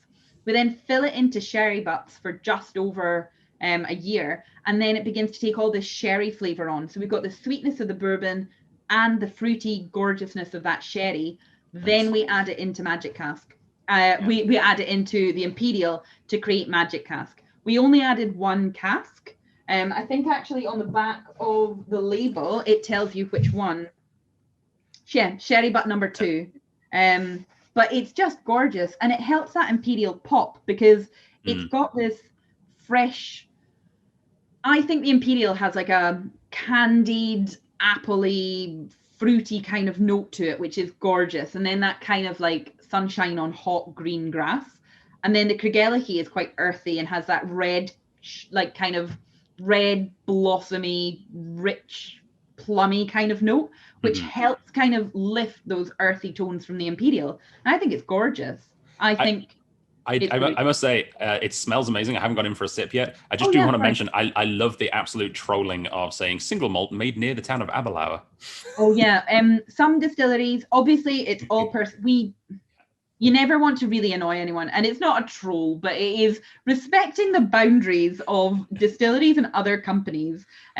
We obviously don't produce our own whiskey from a distillery, so being respectful, but at the same time, if anyone asks us not to use their distillery name on the label, that's fine. We can obviously talk about it like this. I'm like Craigellachie, but I use the term troll in jest, but it's not the fact that you're not saying it's Craigellachie, it's the fact that it sounds like you're hinting that it's Aberlour. Oh, I know, which is so frustrating. I've had loads of people be like, a town near Aberlour. Do you mean Aberlour? And I was like, no. I mean Aberlour. It's not the same thing. I know. To be honest, the amount of times I've seen people go, oh, this one's got Brora in it. It's like, no, it's Clynelish. It's in the town of Brora. It's okay. Calm down. I know. Because they just think that Brora is like ahoy everywhere then, because everything has like the town of Brora. And it's like, but it's like, not actually why is the Brora single malt so many thousands and thousands of dollars when I can get it in this blend for like $200? Like, ta-da! I know. Yeah. That is a gorgeous smell. Yeah. And it's been interesting as well, seeing, I feel, this might just be my imagination, but I feel like in the last maybe 4 or 5 years, Compass Box has kind of branched out a little bit on what distilleries it uses in the blends. It's a little less sort of focused on, Clynelish and Kalila. I mean, we still love Clynelish. We still love, absolutely. Well, actually, I keep saying, I think John's got like a secret tattoo of Clynelish, like that he just doesn't show anyone. And when anything happens, when he goes, he will have Clynelish on his tombstone. But we just, the world of whiskey is opening up. And I think more distilleries are making themselves available to have whiskeys purchased. Absolutely. So as that happens, we get the chance to use more of them. And yeah, it's really exciting. It's a great time. Having things like Craigellachie and things like Tamdu as well in a blend is really cool. Yeah, it's just nice and delicious and exciting.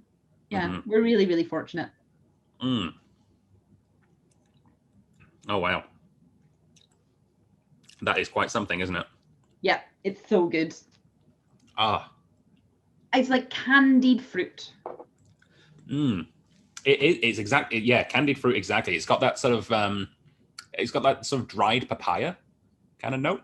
Ooh, okay, I like a dried papaya. James is really good. He always picks a good tropical fruit to like focus in on. And I'm like, has anyone heard of the tamarind? And he's like, no, it's not a tamarind. It's a lychee. And I'll be like, okay, I'm just trying to pick a fruit so I sound like I know what I'm talking about. Whereas he actually does know all the fruit. So yeah, my favorite tropical fruit to mention in a whiskey thing, I do it, I mean, I only do it when I actually do find it, but I do it mostly because so few people will actually have ever tried it, but like anyone who's ever spent any amount of time in New Zealand will have. There's a fruit that they have over there that they have in fruit juice called feijoa, and it's just literally everywhere in New Zealand, and no one else has ever heard of it.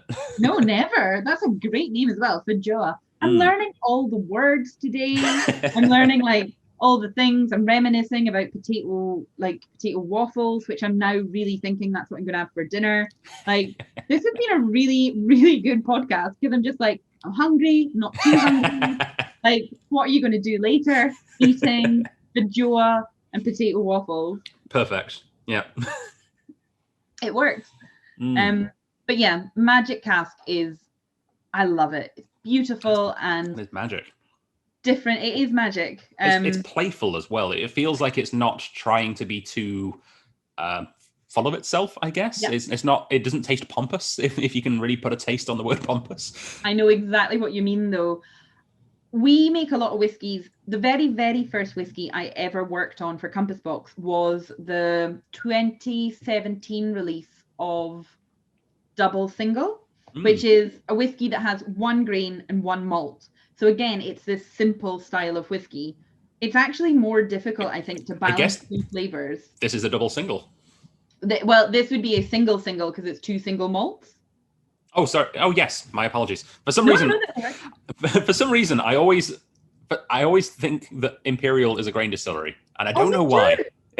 I am with you. I'm always the first few times, because it's not a distillery I'm very familiar with. Imperial to me, it sounds like a grain distillery. It does, which is ridiculous. And I've only ever had one. I think I've only ever had it on its own once. Yeah. No, twice. I've had an independently bottled Imperial, which was nothing to write home about, and I had an official bottling from 80s or something. That I don't know if it was just spent too long in the bottle or something, but it was not great. But that's the problem. Is like Imperial isn't common enough for me, especially when I was getting into whiskey. It's not common enough for me to have found it easily, and it was usually inaccessibly priced for me to drink easily as well.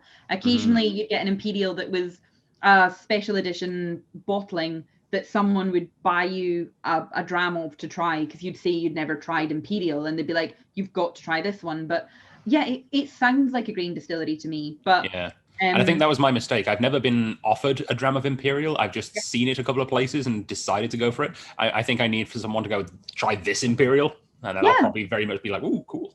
That's exactly it. Like, one of my favorite things about being a member of like a whiskey club with a physical space and like a shop and a bar in it is that everyone has a favorite whiskey at that moment, and they're like, we want you to try that. And I really appreciate it, because it's how I've opened up my palate and tried new things and fallen in love with Edredauer and all kinds of things. And also working as a blender for Compass Box and having all these samples brought in and all these whiskeys, it just gives you the opportunity to try things that, I mean, I'll never get to try a 22-year-old's first fill Imperial again, probably, because I don't think there is that much of it in the world anymore. So any of it that is bottled is probably way out my price range. So yeah.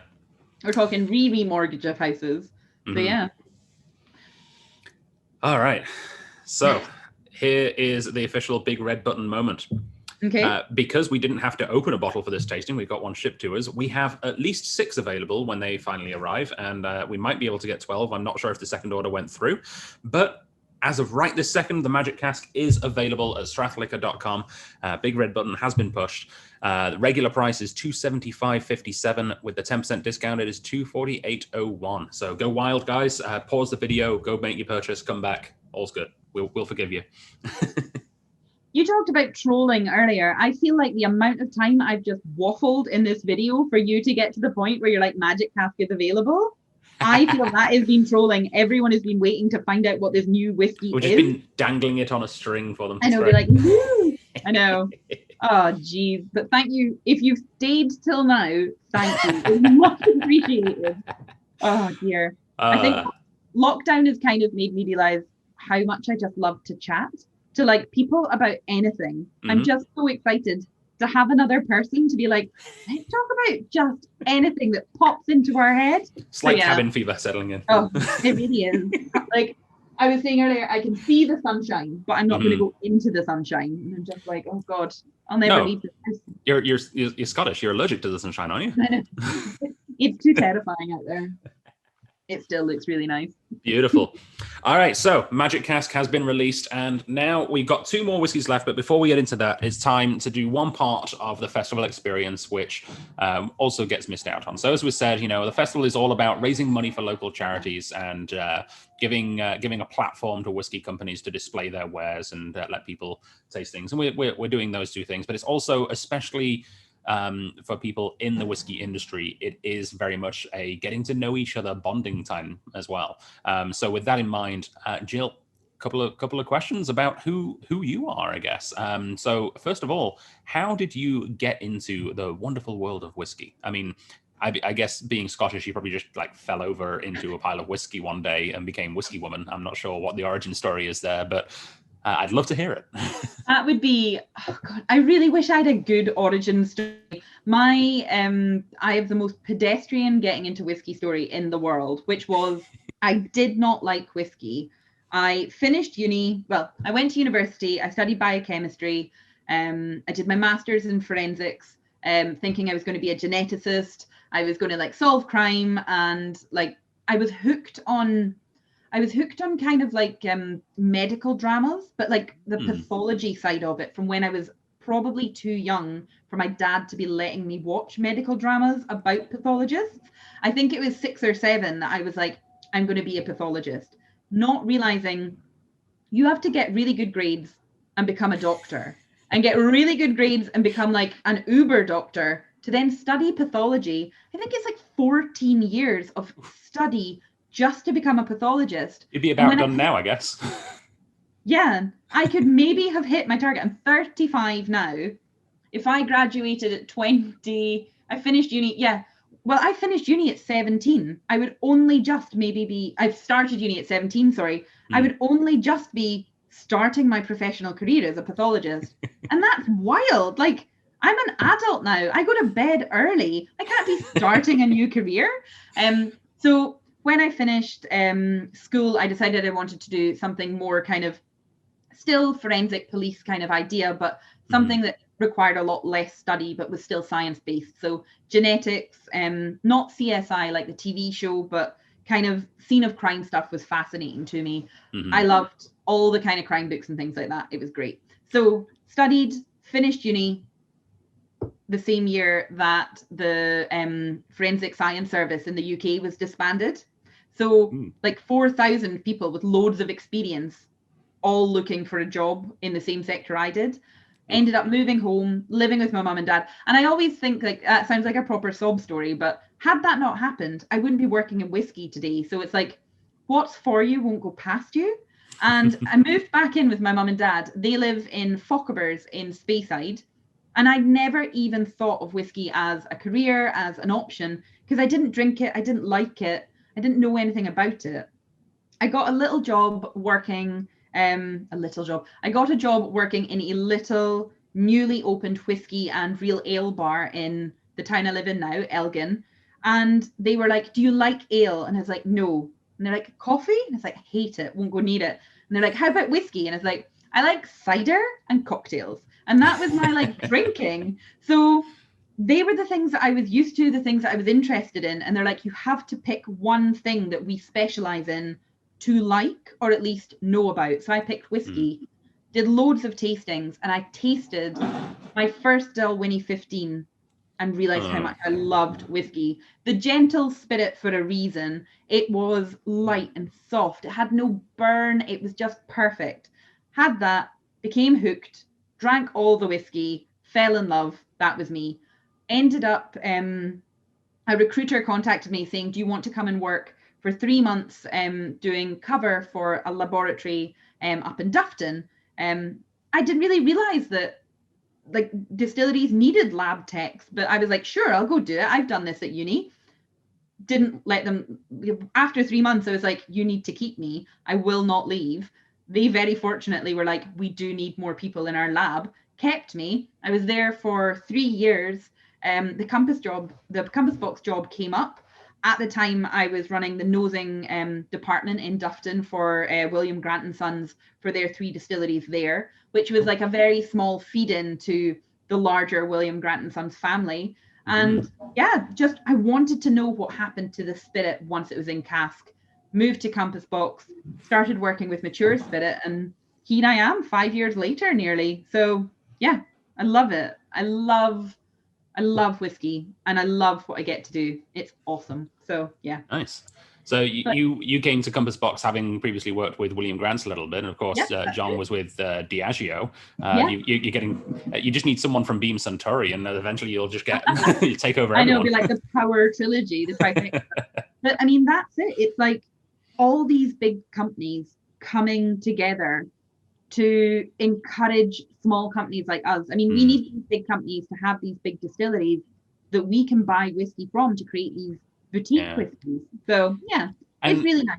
We were talking earlier about the idea, what really makes whiskey whiskey is the sharing of it on a consumer level. But I've always thought one of the things that truly makes Scotch whiskey, or I still don't like the word Scotch. I don't know why. Yeah, I'm with you on that. I'm still trying to get there. Yeah. Everyone calls it that here. It's what it's known as internationally, but it's just whiskey. Scottish whiskey, there we go. What really, to me, makes Scottish whiskey in particular special, because, theoretically, anyone with a similar climate and the same sort of good Forsyth stills or something can make the same basic product in it, really. But what really makes Scottish whiskey really special to me is the camaraderie and the sharing between companies and between distilleries, and the whole history of blending, and the fact, that blends is, and still today, but especially historically, the most important part of Scottish whiskey history. It really speaks to that, what's the thing you do at Hogmanay where on New Year's Day you have to go and take a dram to your next door neighbor or something? It's like, it's the perfect thing, right? Yeah. You want to turn up with shortbread, coal and whiskey, because it's like, what is it? Langmayer Lumreek, which is Langmayer Lumreek, yeah. Yeah, and it's I didn't know that because Billy Walker did that blend recently called Lumreek, which has the most. It's a really good whiskey. From what I remember, it's basically Kalila and Glenallachie together. It's really good. But the picture on the label, it looks nice, but then you pay attention to it. It's a guy sat in an armchair drinking a whiskey with a roaring fire whilst the room slowly builds up with smoke. I'm like, oh God, that dude's gonna die. Yeah, I mean. Yeah. Oh God, he's committing suicide by whiskey and fire. Good Lord. Yeah, that's dark. But maybe it's a little dark, but it's a great whiskey. Yeah. Dark comedy. Yep. Beautiful. Yeah. I think that's a great origin story, I have to say. I mean, the whole I didn't even know about this product, and now I'm so passionate about it. I never, ever, in all my years of growing up in Speyside, I never thought I'd work in a whiskey industry. Right there. I know. Well, my parents don't drink, so same with mine. Yeah, whiskey. I know. I sometimes think like there was a little swapped at birth accidentally. Like some other child from Glasgow born on the 2nd of January is probably like, oh, I don't like whiskey, and they're doing like something completely different. But yeah. Well, they say that your drinking habits skip a generation, so you're more likely to have more in common with your grandparents and your parents. Oh, okay, that's an interesting one. I'll have to find out. That'll be good fun. Yeah, I mean, my dad was a vicar. I grew up in Derbyshire. My dad was a vicar. The only drinks he had was communion wine. My mum didn't drink at all until I was about 16, and she discovered Tia Maria. And that was a dark day. That's amazing. My mum at 17 got a bit tipsy on her hen do. Said she didn't like the feeling of the room spinning, to which young me was like, you drink through the room spinning, Mum. And she was like, no, I didn't drink anymore. And that's the last time she drank. She just went, not for me. And that was her. So nice. Yeah. I stumbled upon whiskey in a bizarre way because I'd never really tried it. But I, through a weird set of circumstances, I was organizing a gig for a couple of friends who were doing an Irish folk band, and their lead singer cancelled, and they somehow persuaded me to stand in as the lead singer in like an hour's notice. Did you drink a lot of whiskey to get confident? A little bit, yeah. But it was more so that I ended up being permanently replacing the lead singer. So for some reason, a person who had never set foot in Irish, has no Irish heritage, became a singer for an Irish folk band, and that comes you end up with a lot of Jameson in you at that point. Yeah. And that's how I started with whiskey, and then I ended up going to Heriot-Watt University for my university studies. Unfortunately, I was doing mathematics, not distillation. That was a mistake. But ended up working at the Royal Oak, where I was surrounded by Scottish folk singers who were determined to show me how much better their whiskey was, and it worked. There is a mad, like the Irish and the Scots really love each other, but when it comes to whiskey, they are crazy. They're just like, no. Yeah. I have a friend, Emma, who when the Lagavulin Guinness cask came out, was frantically texting me, and she is, I don't mean very Irish, like crazy, but well, very Irish crazy is probably how she described herself. But it was literally, she was like, where can I get this? It's the only time we've ever worked together to produce a whiskey. And I was like, you're completely correct. So yeah, she's been begging me to acquire a bottle. So we're pulling some strings to find her one of them. But I think she just loves the idea of like Scotch whiskey and Irish products coming together to make something beautiful. Well, one thing I would very much recommend on that, actually, I think it was the tasting right before we did the Compass Box trilogy, the Myths and Legends, is we did a different trilogy, which was mind-blowingly good as well, called the Athru, A-T-H-R-U. And that was a collaboration between a new distillery in Ireland who was sourcing whiskey and Billy Walker, who was doing a bunch of his, as Billy Walker does, finishing in crazy cool casks and picking out the best casks. It was Billy Walker does Irish whiskey. It was awesome. That sounds amazing. Yeah. Okay. I'm going to definitely have a wee hunt for that. Cool. It might be slightly easier to find in the Offerman edition Guinness Lagavulin. That's Stardust, I think. All right. So the next question, and this is always a tricky one, is outside of the companies that you represent. I normally ask as a distiller, what's your favorite distillery? But seeing as this is all about blending, do you have a favorite either individual blend or blending house outside of Compass Box? I must admit, I absolutely love Black Bottle. When you mentioned it earlier, I was like, what a dram. Black Bottle is so good. We have to talk about Japanese whiskey if we're talking about blending. And Hibiki 17 was one of the very first whiskeys. And I mean, when you used to be able to get Japanese whiskey for £50 for a bottle, that was the kind of, that's what I drank. Hibiki 17 was one of my starter whiskeys. And now it's like, £300 will get you a single bottle if you're lucky. So Hibiki, beautiful. Black Bottle, just gorgeous. But then if we want to look back at Myths and Legends, all single malts are technically blends as well. And then we can talk about, like, I know, I was like, I told you I get something trashy in here. I was like, let me move the corporate ladder for you. But I love Glenmurray, particularly their cider cask. I've mentioned it before, but it has such great memories for me. Kilchoman is probably one of my favorite distilleries, and they do such interesting things. And I believe that's actually the next video we're having is a Kilchoman video. We're doing a couple of special releases with them. Have you got a Kilchoman STR cask? Because we had an STR cask that was a single cask release for, I think it was for Alberta that I tried over here in Canada, which was stunning. Unfortunately, the two next releases are not an STR, but they are pretty cool.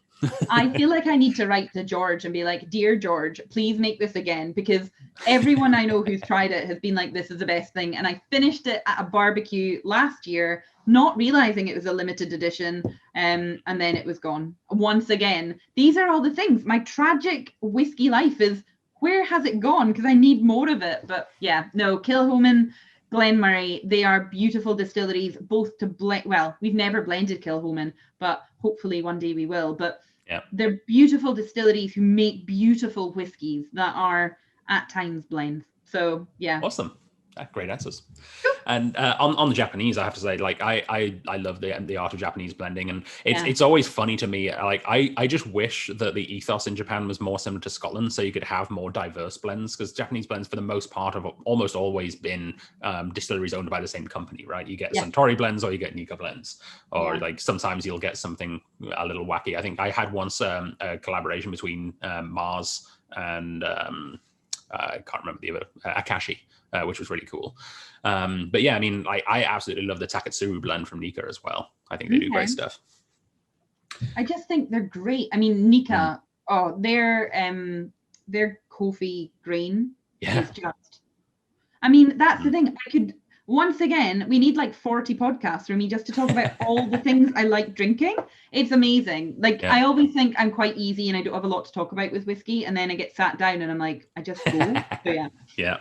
And the coffee malts as well. I mean, one of the things that I've worked really hard to get into BC, which should be arriving in about 4 weeks, hopefully.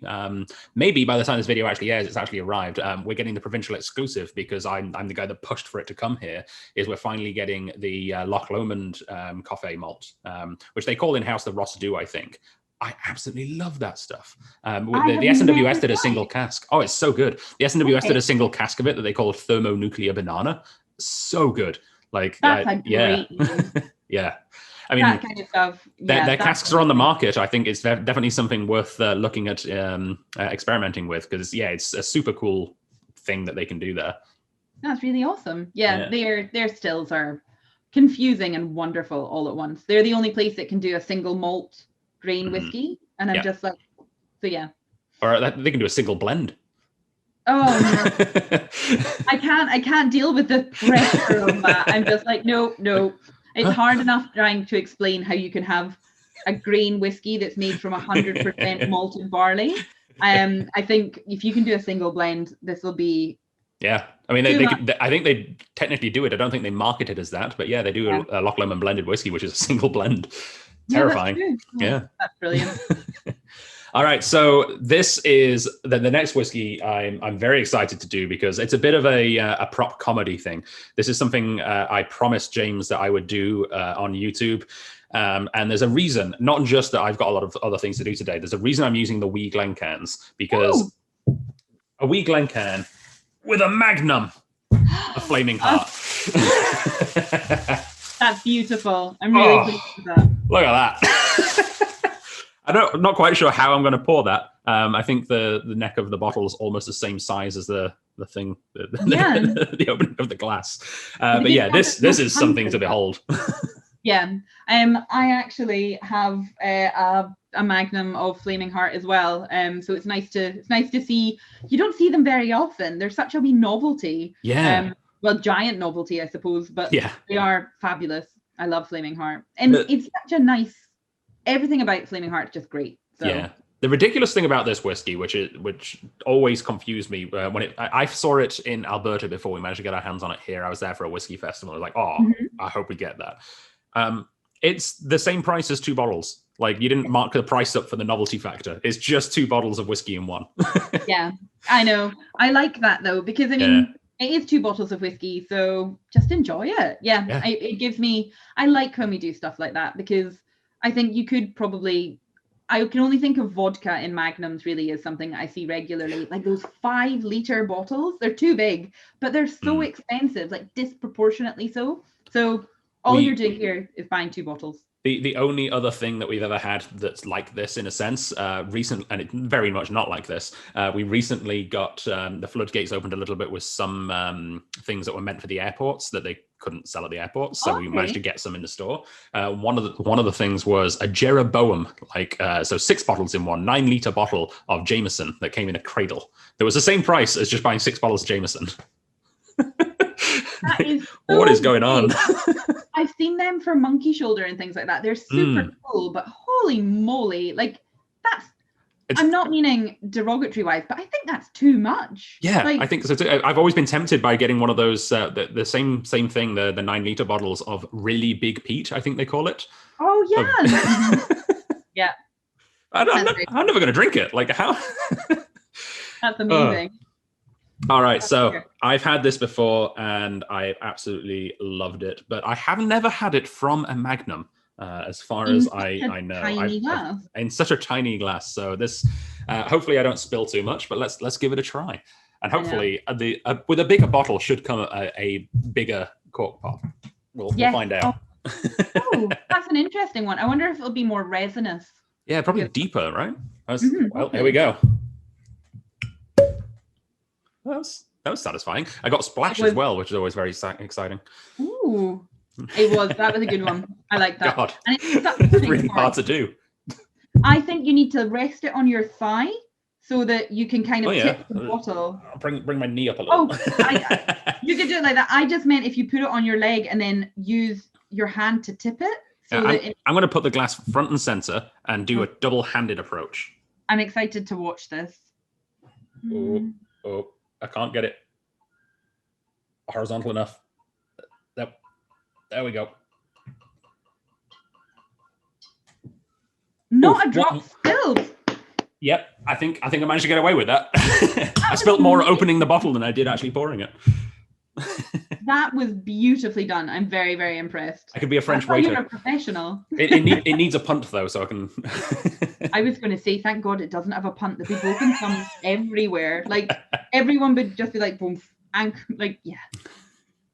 Flaming Heart though. I remember when I put this Flaming Heart together, and it was a disaster. I'm going to say there are a few whiskies I always talk about that I have a true love-hate relationship with.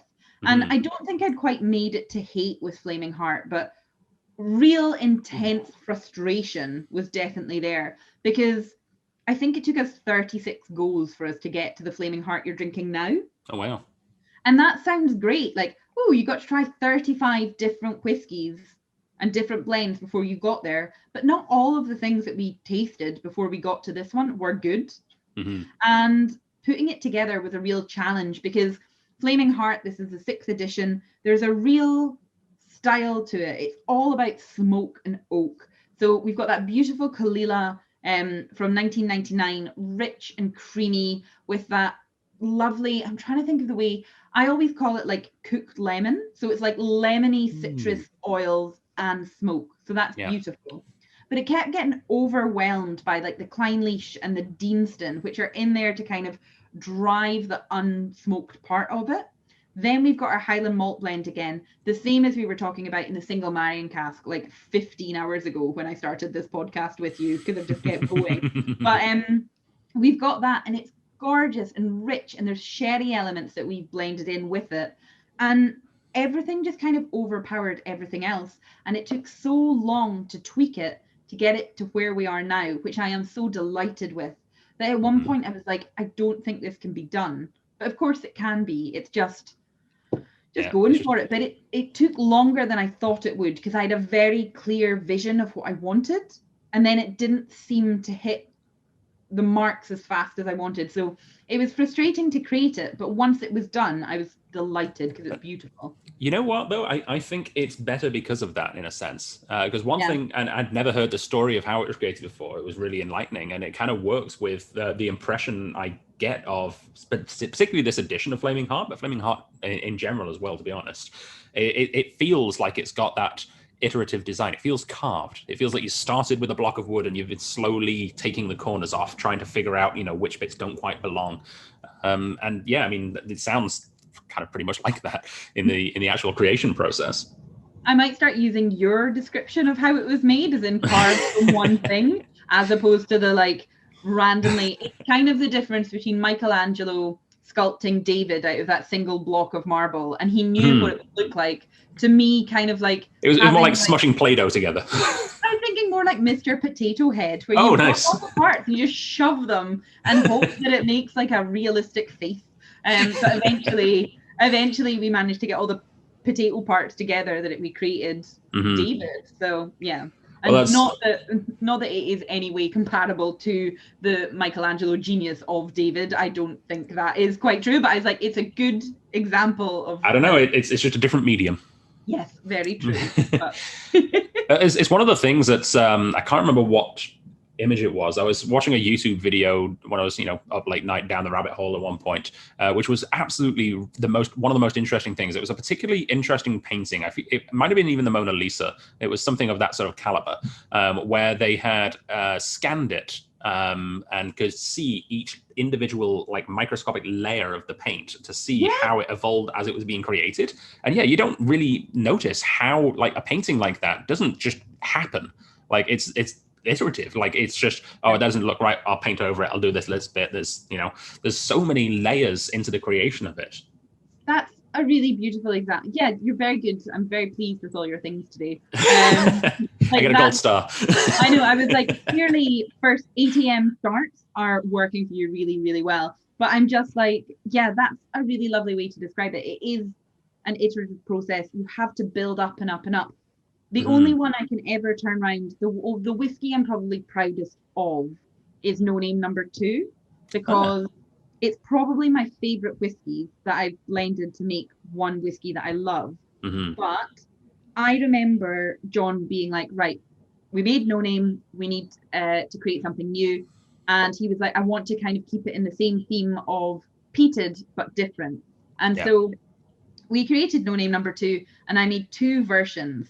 One where we had, so what is it? It's Kalila, Talisker. Is it Talisker? I think it was Talisker, yeah.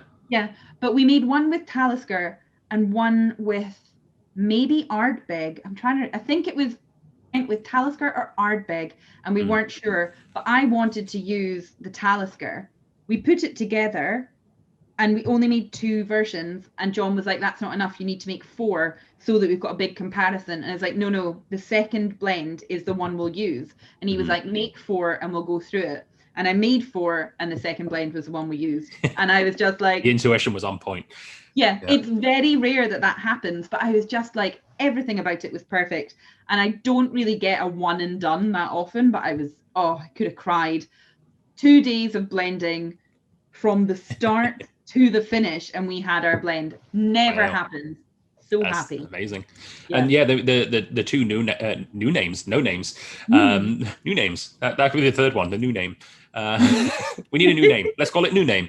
No Name 1 and 2 was an interesting sort of experience in terms of sales over here, because No Name, the original, basically sold itself before anyone even tasted it because of one of the components, right? And I'm sure you probably know what I mean.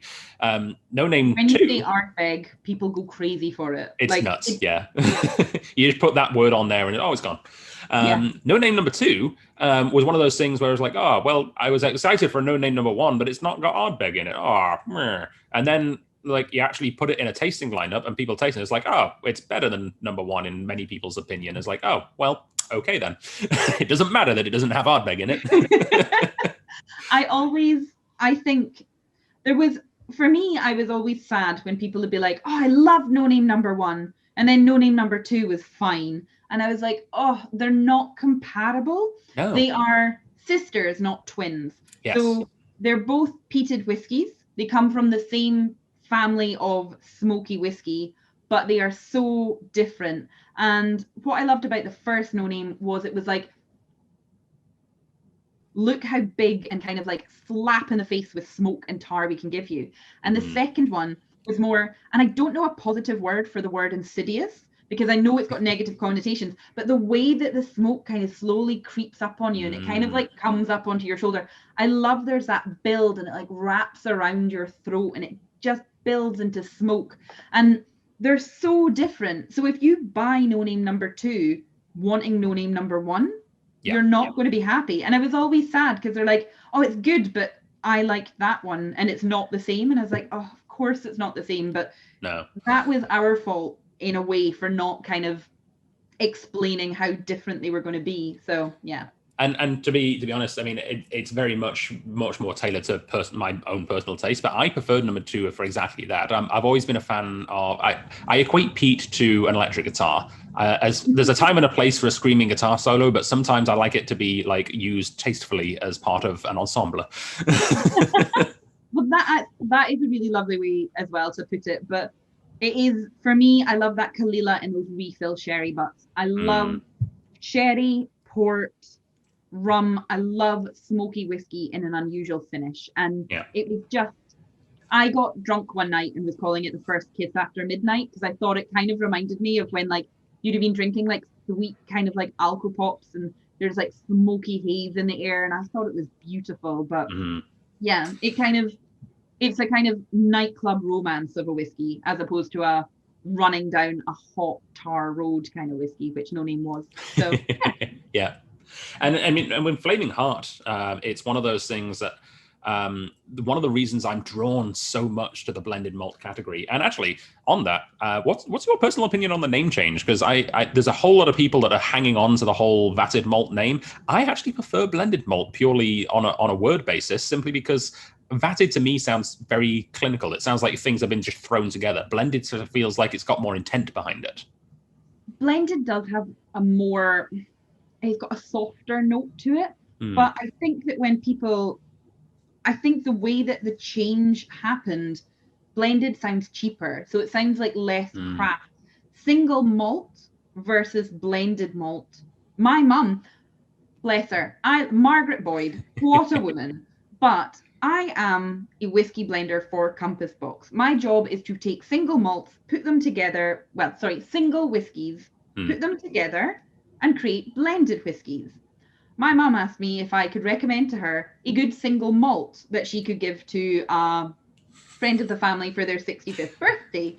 And I went, Mum, I'll get one of my whiskies. I'll find something lovely and you can give it to him for his birthday. And she went, I think a single malt's more appropriate. And I was just like, if I can't get you, Mags Boyd, to listen to your daughter, who is a blender, that single malt is not better than blended malt, what chance have I got to your lad up the road? So yeah, I think blended sounds cheap and single sounds exclusive, and that's the problem. But yeah, and I think that is going to be a mindset that's going to take half a generation at least to get fully past. But yeah, I agree.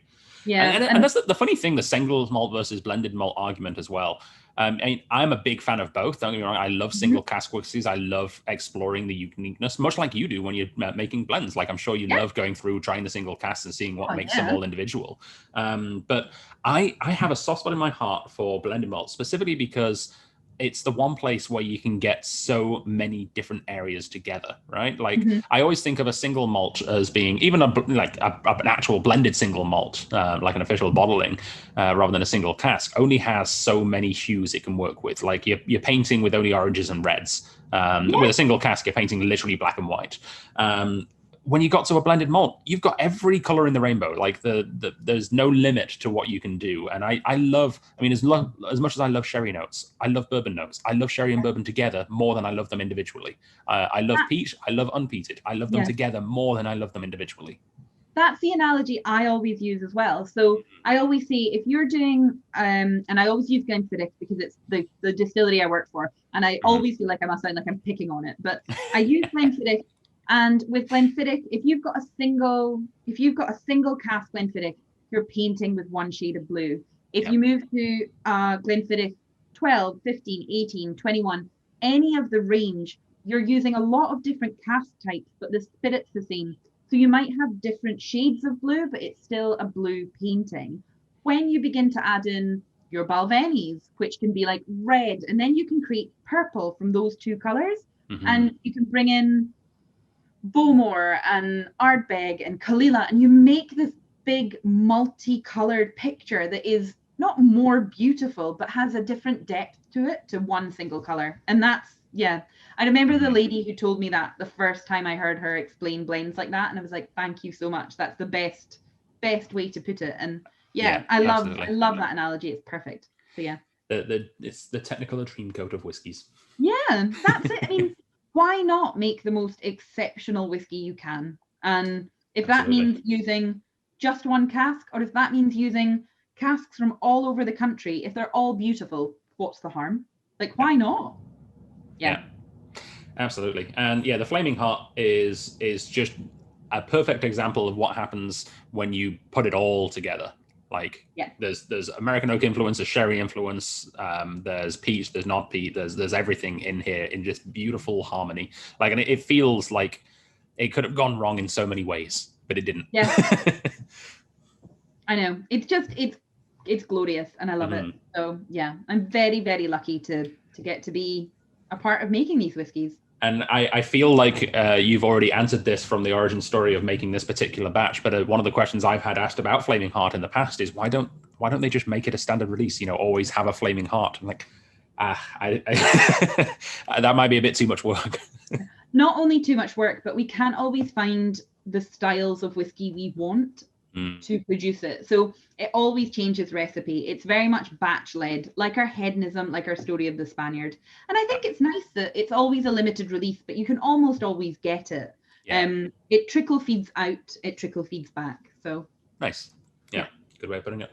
All right. Well, the Flaming Heart did disappear from our shelves for a while. We did have these magnums in the past, and we sold the last couple of bottles, I think, back in November or something of last year. I forget exactly when.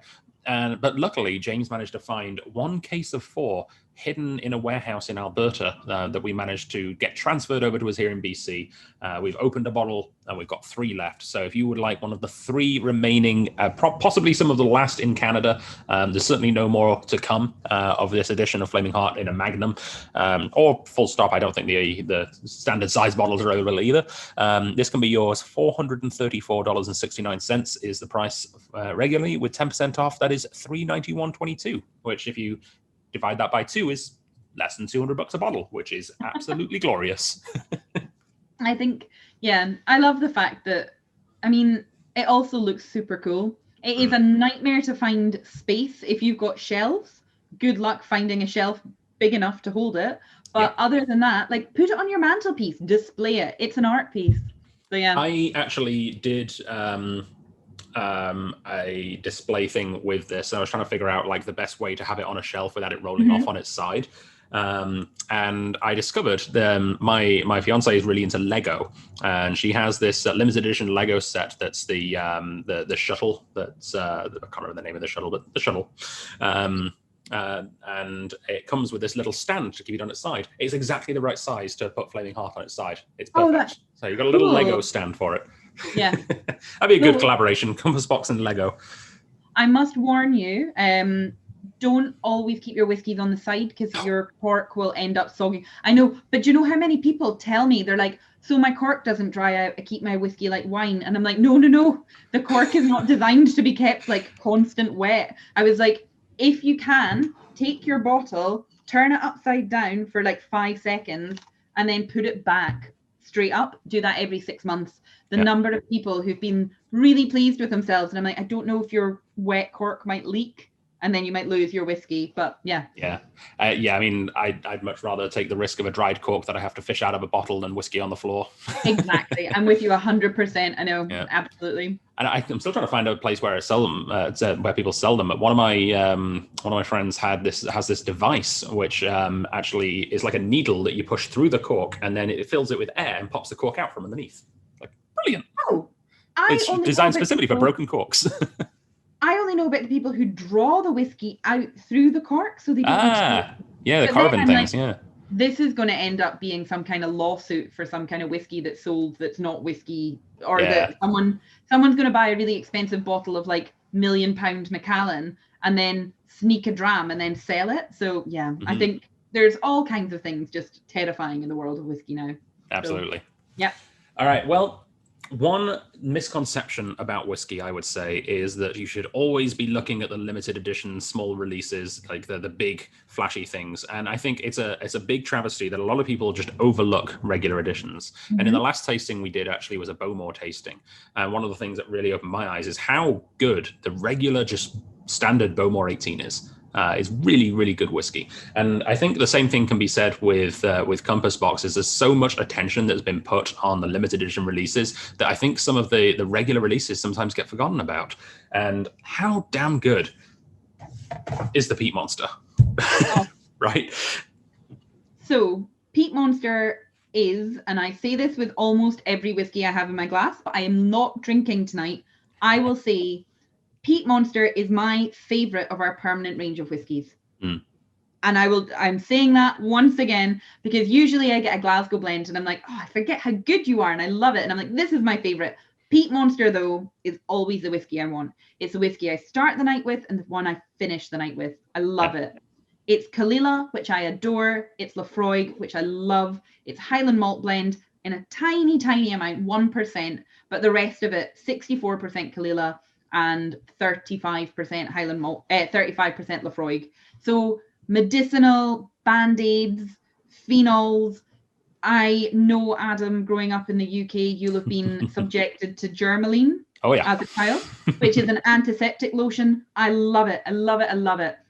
That is what I get from Peat Monster. It smells like hot sticky sap in the summer and Germaline. I love it. It smells like the best day out. So it always reminds me of in high school. For some reason, I took it upon myself. I used to play rugby and I was injured. I couldn't really play rugby anymore. So I took up field hockey, which was a back injury, which I'm not sure field hockey was the right choice in hindsight because it was a lot of punching over a stick. But the amount of amount of times you scrape your knee on AstroTurf and it's just the worst. Germaline every time. Yeah, Germaline. And they've changed the recipe now. They've taken something out. So Germaline is white, not pink. Oh. And with it, much like we were discussing about older distilleries, I feel that Germaline is my older distillery when I'm like, it was better when it was pink rather than now when it is white. But it's because they've taken a chemical out of it and it's not quite as hardcore peaty smelling, but still, it's the scent of my childhood. I was a clumsy child, and Germaline, I would go out and play from sun up to when the sun went down. And when you came home, you'd have a bath and then get covered in Germaline. That was it. So yeah, that's how we survived. It feels like it was so long ago, and I'm like, oh God, it really was. So I believe I will have, actually, I don't believe I know for certain that I will have a slightly different Peat Monster label than you would have at home. You might have never really seen one of these in person because everything in here is in English and in French. English and French. Yeah, well, it's Canada, right? So anything that comes into Canada in a decent size that's across the country will get in English and French. So yeah, got a full translation of the back on here in French. Oh, that's very cool. God, maybe I should move to Canada to learn French off of the back of whiskey bottles. Maybe that's how I learn it. Like all of the French I know is from shampoo bottles now. You know, you got nothing better to do than in the shower. It's like, oh, what's this in French? That's very cool. So that Peat Monster was released. We vatted that. It's actually got a date stamp here. So this one was from the 16th of November, 2020. So that's when it was bottled. Yeah. We created this blend recipe end of 2017 and then end of 2018. Does that sound right? Because 2020 was a missing year to me, I never know. But it was released at the very beginning of 2019. It started to get fed out very slowly November, December 2018. But I think it was in 2019 it picked up speed. So it's almost 2.5 years since we changed the label. And we did a slight change of the whiskey inside as well. So it's now just Palima and Lafroig. So the label change actually happened at the same time as the recipe change? Yes, I think. Yeah, so I think we got this at the end of 2019 then in Canada. Okay, that would make sense. Yeah, I can't believe you're saying a year behind. I mean, oftentimes you're so far north and across that I'm like, that's kind of wild. Like it would take me plenty of time to get my whiskey over there as well. But and honestly, it's not just the transportation time. The liquor distribution branch here, because we're in BC, we have private stores and government stores. We're a private store, but we have to buy everything from the government warehouses. And God, Lord, the time it takes for them to process paperwork is just mad. I've had a whiskey that was brought in specifically for our store that arrived in February and didn't actually make it to our shelves until June. It was literally like I could drive to the warehouse and pick it up if I wanted to, but they wouldn't let me have it until the paperwork was done. It took them like 4 months. I must admit, Canada and the US, how all the different distribution in each country works for each different section, it really is. The US is 50 countries, and that is wild. And I was like, Canada won't be like that. And Phil was like, oh, it is. Oh, yeah. It's just bigger portions of the country that all fall under things. Yeah, I don't really understand it. I've never been more grateful. If someone turned around one day and said, Murray in Scotland could only do this, but like the Highlands and Islands could do that, we would be up in arms because we wouldn't understand. But it's confusing. But and for people who grow up here, the concept of just being able to go to a supermarket or a corner store and buy some beer, whoa. Even beer? Oh yeah. God.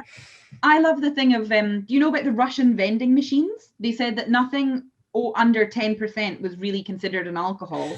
So they had beers in the vending machines for years. It's all changed now. But like, you could be a kiddo and go and buy a beer from a vending machine because it was under 10%. Love it. Madness. You can get beer in vending machines really easily in Japan, but that's based just on the fact that they just don't break the law in Japan. If you're underage, you just don't buy beer, apparently. Oh, God. Don't know how they do it, but it's the same thing in Belgium as well. Like any beer that's like under 6% isn't really considered a drink. So like you can get the most popular beer in Belgium is called Jupiler. So despite Stella Artois being, the best selling internationally, Jupiler is the hometown hero. Much like how Johnny Walker Red Label, is the international hero, but back in Scotland, it's all about the grouse. Yeah, that is actually so true. That's the truest thing I've ever heard. We love grouse here. It's wild. Absolutely. Everything. But yeah, Jupiler in Belgium, I've seen ice cream trucks. You could go buy an ice cream and a beer at an ice cream truck. It's great. That is true civility at its heart. Oh, God. And I don't even like beer, but the fact that I could do it is more important than the fact I'm not allowed to right now. Absolutely.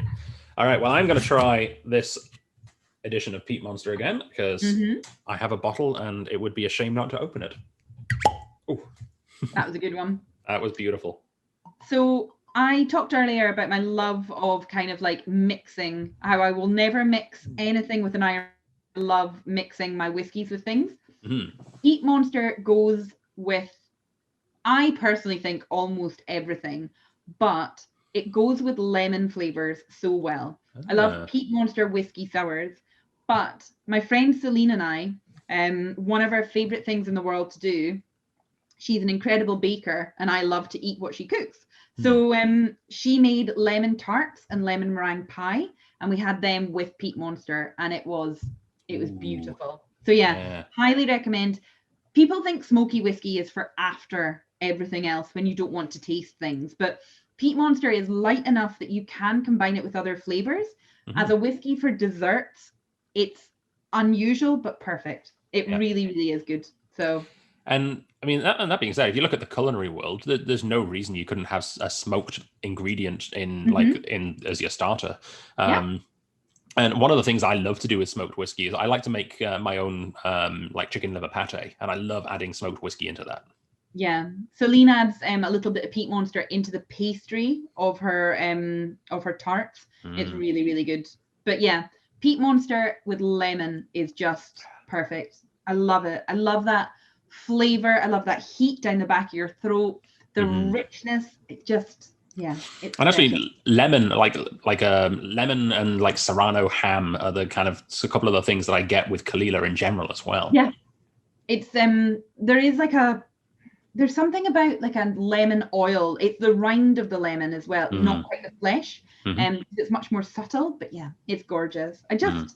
It's great and I love it. And Peat Monster is so versatile and I just think it works with everything. So absolutely.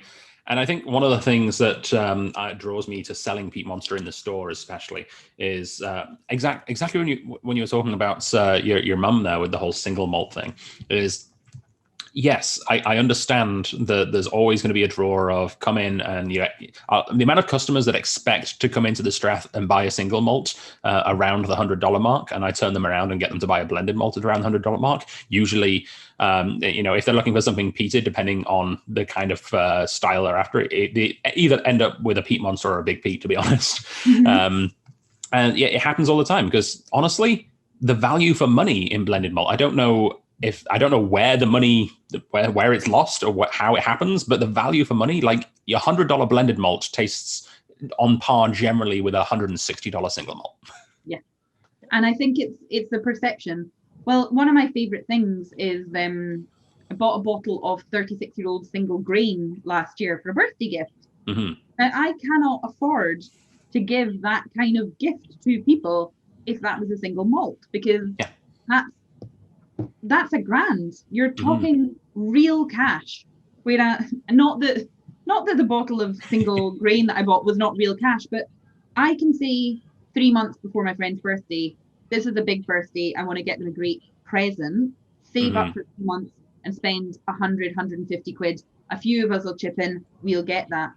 I can't ask 4 friends to chip in £250 to spend £1,000 on one bottle of whiskey. We could have like a holiday for that. So yeah. Yeah, I absolutely. think it's just, and the same with blends. There's just something about them that's expensive. No, sorry, single malts are expensive in a way that blends, which have the same components, are just as beautiful, are less well considered. It is all perception that causes the price. And yeah, I mean, the Peat Monster reminds me actually, in many ways, of a quite popular non-age statement single malt expression. And this is literally half the price. Like it reminds me in quite a few ways of the Corrie Vrecken from Ardbeg. But the big difference, of course, is Corrie Vrecken's cask strength. I think it's like 55, 54, something like that. So this is a little it's 46, yeah. 46. So this is definitely doesn't have that going for it. But I don't need cask strength all the time. As much as I enjoy cask strength whiskey, sometimes it doesn't need to be always. I like having something at 46 or even 43 sometimes, or even 40 on occasions. It's got that. It's got a similar sort of like clean lemony smoke that I look for in the Corrie Vrecken, and it's literally half the price. And that's the thing. I think, God bless her. My mum doesn't drink, so she doesn't know. She knows what has been promoted, and I think single malt did such a good job that people like her who buy a bottle of whiskey at Christmas or for a gift occasionally don't know the difference. And that's not ignorance, that's marketing. And that's, I have to say, the marketing for single malt is exceptional. Like, well done, guys. They've done the best job. And the incredible thing to think of is it's actually a relatively new thing as well, right? Like single malt being marketed, 70s, maybe at the very earliest, and it didn't really kick in until the late 80s. Like that's not actually a very long time frame at all. Like I feel like this is the beginning of a renaissance of the blended malt and blended whiskey sector as well. And I think hopefully in, by 2040, we'll have maybe even swaying in the other direction. Yeah, maybe. Because I think quality blends are becoming more prevalent. I know that for every single whiskey we make, our casks are checked scrupulously. They're checked before they're filled. If we're maturing our own spirit, they're checked before they're filled. We check so many of the casks once the whiskey is mature to make sure that that spirit is the right quality. With hedonism, with the story of the Spaniard, every single cask is checked, because if we have one bad cask, that ruins our entire blend, and we can't justify that. So it's really, really difficult. And I personally think one of the biggest reasons that I think that blended malt is going to be a growing category, and I think it's going to grow even more so than we've already seen in the next decade, is there's such a huge push of international single malts right now. Like here in BC, like even just on Vancouver Island, we've got more single malt distilleries than Islay now, which is nuts. Wow. We've got, I think, 11 distilleries making single malt whiskey, which is weird. That might not be the island, that might include some of the sub-islands in the mainland, but we've got a lot of single malt being made all over the world. And the one thing that you just cannot replicate, as I mentioned earlier, is the long-standing Scottish tradition of being able to buy and sell casks and blend like this. Like, it's going to be a very long time until the companies are set up in Canada making blended Canadian single malts. It's just not really going to be a thing, I don't think. So that whole sector there's nothing comparable. You have to go to Scotland still. That's amazing. And I suppose when you think about it like that, we've got such a long tradition. We've got old distilleries, and that helps. The older your distillery is, the more likely it is you have old Scotch that you can sell, that you can buy, that you can swap, that you can trade. And if you can swap it, you can blend it, and that's the key. I suppose when you're a young, cool, like distillery that's just starting off, it's a lot harder to do that because you don't have the stock to use. So that's one of the next tastings we've got coming up, there's going to be magnificent in terms of showcasing an old whiskey. We're doing a Gordon MacPhail tasting, and they are like some of them pretty much the masters at like super old stuff. But even with their own stuff, like we did the Ben Romick tasting with them probably about 4 weeks ago by the time this one comes out, and we had the 45-year-old. It was like, you're not going to be able to get a 45-year-old single malt anywhere else in the world for a very long time. Yeah. Although, speaking of which, though, when you do come to Canada, I will make sure that you get to try some of our super old Canadian whiskey, because you can get Canadian Club 43-year-old right now, and it's $200 a bottle. Sorry, $300 a bottle. Canadian Club, but I mean, how good is that? Like, yeah, I was very fortunate. I got to do a tasting with one of the head blenders for Canadian Club, and she was just so charming. And I was like, "You have a cool job, lady." And then I was like, I have that job for a different company. And it's kind of like sometimes I have to like pinch myself, but yeah, that's really awesome. All right. Well, Peat Monster, for those who have yet to try it, or for those who have maybe not tried the new version, or for those who have and just want to get a bargain again, it is available normally at $92.09. Right now, it is $82.88, which is very, very good. I very much recommend that you pick yourself up a bottle at strathliquor.com right now. That was a nice little plug. I know my one thing I was going to say about Peat Monster, if you do want to try it with food, if you're having a barbecue and you barbecue peaches, it's so good. Ooh. Really, really gorgeous. Barbecued peaches and Peat Monster. Ooh. Yeah. I'm going to crank the barbecue out now. That sounds great. Know. I don't think I've ever barbecued a peach. Yeah, my friend was like, "Have you baked a peach?" And I was like, "No." And she's like, "Well, you should. And then once you've learned to bake them, barbecue them. They're so good." Barbecued peaches with a little bit of really sticky sugar syrup. Oof. Peat Monster, heaven. Ooh. Yeah, seriously good. All right, I'm going to experiment with the barbecue as soon as the weather turns again. That sounds glorious. All right, well, might be my only chance. Before we go, I just want to let you know I'm very honestly, we will make you come to Victoria at some point. That will happen. When it does, I'll try my best to save one of these 2021 Glencairns for you. I would put it in the mail, but it's just going to get broken trying to send a single glass to Scotland. Yep. But yeah, that. when you come, we'll share some whiskies. I'll pass over one of these Glencairns because you were a part of the Sears Festival, which is amazing. That's one of the great things that has come from the innovations that have happened in the last year and a half. Is you've been able to speak to people that you wouldn't have ever been able to present whiskies to, and we're very honored that you chose to take some time out of your day to speak to our club today. I'm super grateful just to have been asked. It's so nice. I love you guys in Canada seem to be so passionate about your whiskey, and I realize that is such a general kind of like every Canadian whiskey club I've talked to has been so excited. Yeah. I think partly because you're quite remote. So it's so nice for me to get to chat to you guys because I wouldn't usually in the real world. And yeah, I'm so glad that we get to like hang out and talk about whiskey and like just talk to people who are excited to talk about whiskey. So yeah. Thank you so much for having me. And honestly, Victoria in specific as well, even narrowing down from Canada, it's a weirdly big place for whiskey. And it's a lot of that has to do with the festival, which has been going for 16, 17 years now, and the work that Lawrence Graham has done to incubate that. And we're one of only 4 places in the entire country where you can get the Scotch Malt Whisky Society, and all of the other 3 are like much bigger cities.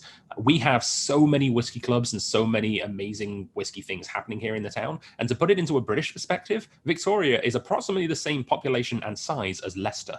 It's like we're not. Like that's like the UK's 4th biggest city or something like that. Leicester? Isn't it? No, Leicester's tiny. Is it? Oh, way tiny. It's smaller than Edinburgh. Am I thinking of Birmingham? I think you're thinking of Birmingham. Yeah. I'm not sure, but I'm like, God, that's huge. But no, actually. Yeah, no. Leicester's very small. Yeah. I'm trying to think of a Scottish city that's probably about Stirling. Oh God, that is tiny. Okay. We're not that big. Yeah, because I was like, I know you're saying like Leicester, but I'm like, Leicester's pretty large, but no, actually. It sounds like it's going to be big because we've got like an FA Cup winning team and, the Walker's Chip Factory, I guess. I'm not sure what else is in Leicester. A beautiful cathedral, I believe. Yes. Although pretty much every city in the UK has a beautiful cathedral. Yes, it does. Kind of what we're known for. Before we say goodbye, I got one question that I'd like to ask on air as well. It's a cheeky little question that is very specific to your profession. Yeah. So, of course, you spend a lot of time making the perfect blends out of the stuff that you have available to you in warehouses and how you source your whiskeys. Do you ever make blends at home out of stuff that you would never be able to release commercially, but just for your own enjoyment and just for fun? And if so, is there any like single malts that you've put together that you find particularly good combinations? So that is a really interesting one, because I love to play around with the whiskies I have, and I love mixing Edredauer, that I was talking about before in the Burgundy and the Bordeaux casks, because I love the strength of that kind of like really heavy red wine flavor, and I basically will put that with any Islay. Kalila is the thing I have the most in the house. I blend it a lot with Peat Monster because it's such a big kind of like Kalila kind of driven malt, but at the same time, really Edredauer has that smoke, but it's got that flavor and it carries through. I was once told that if you take about 10 to 15% of a blend, so if you made 85 ml of whiskey and added 15 ml of any kind of wine that you're liking, that would give you the idea of what a cask finish of that wine type with that whiskey was. Now, I'm sure that is correct if you're doing it properly, but if you're mixing it at home, it doesn't work. But one of my favorite things to do is to drink smoky whiskey and drink Pic Poul de Pinet, really sharp white wines with smoky whiskeys as well. That's a favorite. So I feel the whiskeys when they're released are generally at the pinnacle of how good they're going to be. And people have put them together and created an experience for that style of whiskey, for that bottle you're drinking. But I like to blend them with other things. So blending with food, blending with wines to bring out something new that I couldn't get from blending myself. So yeah. And I'm greedy, as I mentioned with Calvados. Oh, blending with Calvados. That was so good. But yeah, blending with Calvados, Kalila and lemon, anything, charcuteries. I like to blend all the things I'm eating and drinking together to get those flavors. So yeah. And I have to admit, as someone who works a lot with S&WS whiskies, I often, like at the end of a tasting, if there's half an ounce, well, a couple of ounces maybe left in the bottle, I'll take home. And I often will experiment with blending just for fun to see what happens. I've made a few blends for staff and for Christmas presents and things as well. But one of my all-time favorite combinations of I try to work in threes because I feel like you can get an interesting, like, change the ratios quite a lot with three whiskeys. One of my favorite things to do is to get an Ardmore that's a bourbon cask Ardmore around the sort of 10 to 12 kind of age, and mix that with a Clynelish of between that 8 and 10 kind of range as well, a younger Clynelish. So Ardmore, Clynelish, and then the official bottling, because I can't get independent bottlings of it, the Pedro Jimenez finished Glenglassaugh. Those three together are just gorgeous. I love Glenglassaugh. It's a nearby distillery as well. I realize in Speyside, most distilleries are nearby distilleries. We discussed earlier my frustration at the naming of some distilleries and their position within the town I live in, because I'm like, Glen Elgin Distillery, not in Elgin. Glen Murray Distillery, in Elgin and Murray. And I'm like, guys, this is really rude. Like, you're too close and also too far away. Names need to work for me. But Glenglassaugh is a 30-minute drive away and just produces such interesting blends, and not blends, sorry, interesting maturations in those sherry casks. And I love PX sherry because it's so sticky. It just tastes delicious. So yeah, really, really big fan. Beautiful. Well, thank you very much for spending some time with us here today on Drinking Out Loud. This has been probably the most interesting, just general conversation that we've had on the show. This has been excellent. And yeah, I am incredibly grateful and, like it or not, still a little starstruck. Oh, thank you so much for having me. It has been, do you know what? It has been so much fun. This is the perfect way to kind of like kick off an evening. I've loved it. So, and it's a great way for me to start the day as well. Oh, yes, of course, because it's 8 a.m. Well, it was. It's now 11. Yeah, it's now 11. Yeah. Too much chat, I think, but thank you. It's all good. Well, thank you very much for joining us on YouTube. I look forward to hearing your comments and feedback on this tasting. Please enjoy the special pricing on the Compass Box releases that we've had here today, and I will see you guys on the next exciting episode. Once again, thank you, Jill, for joining us all the way from over in Scotland. And yeah, we'll see you here in person one day, I'm sure. I can't wait.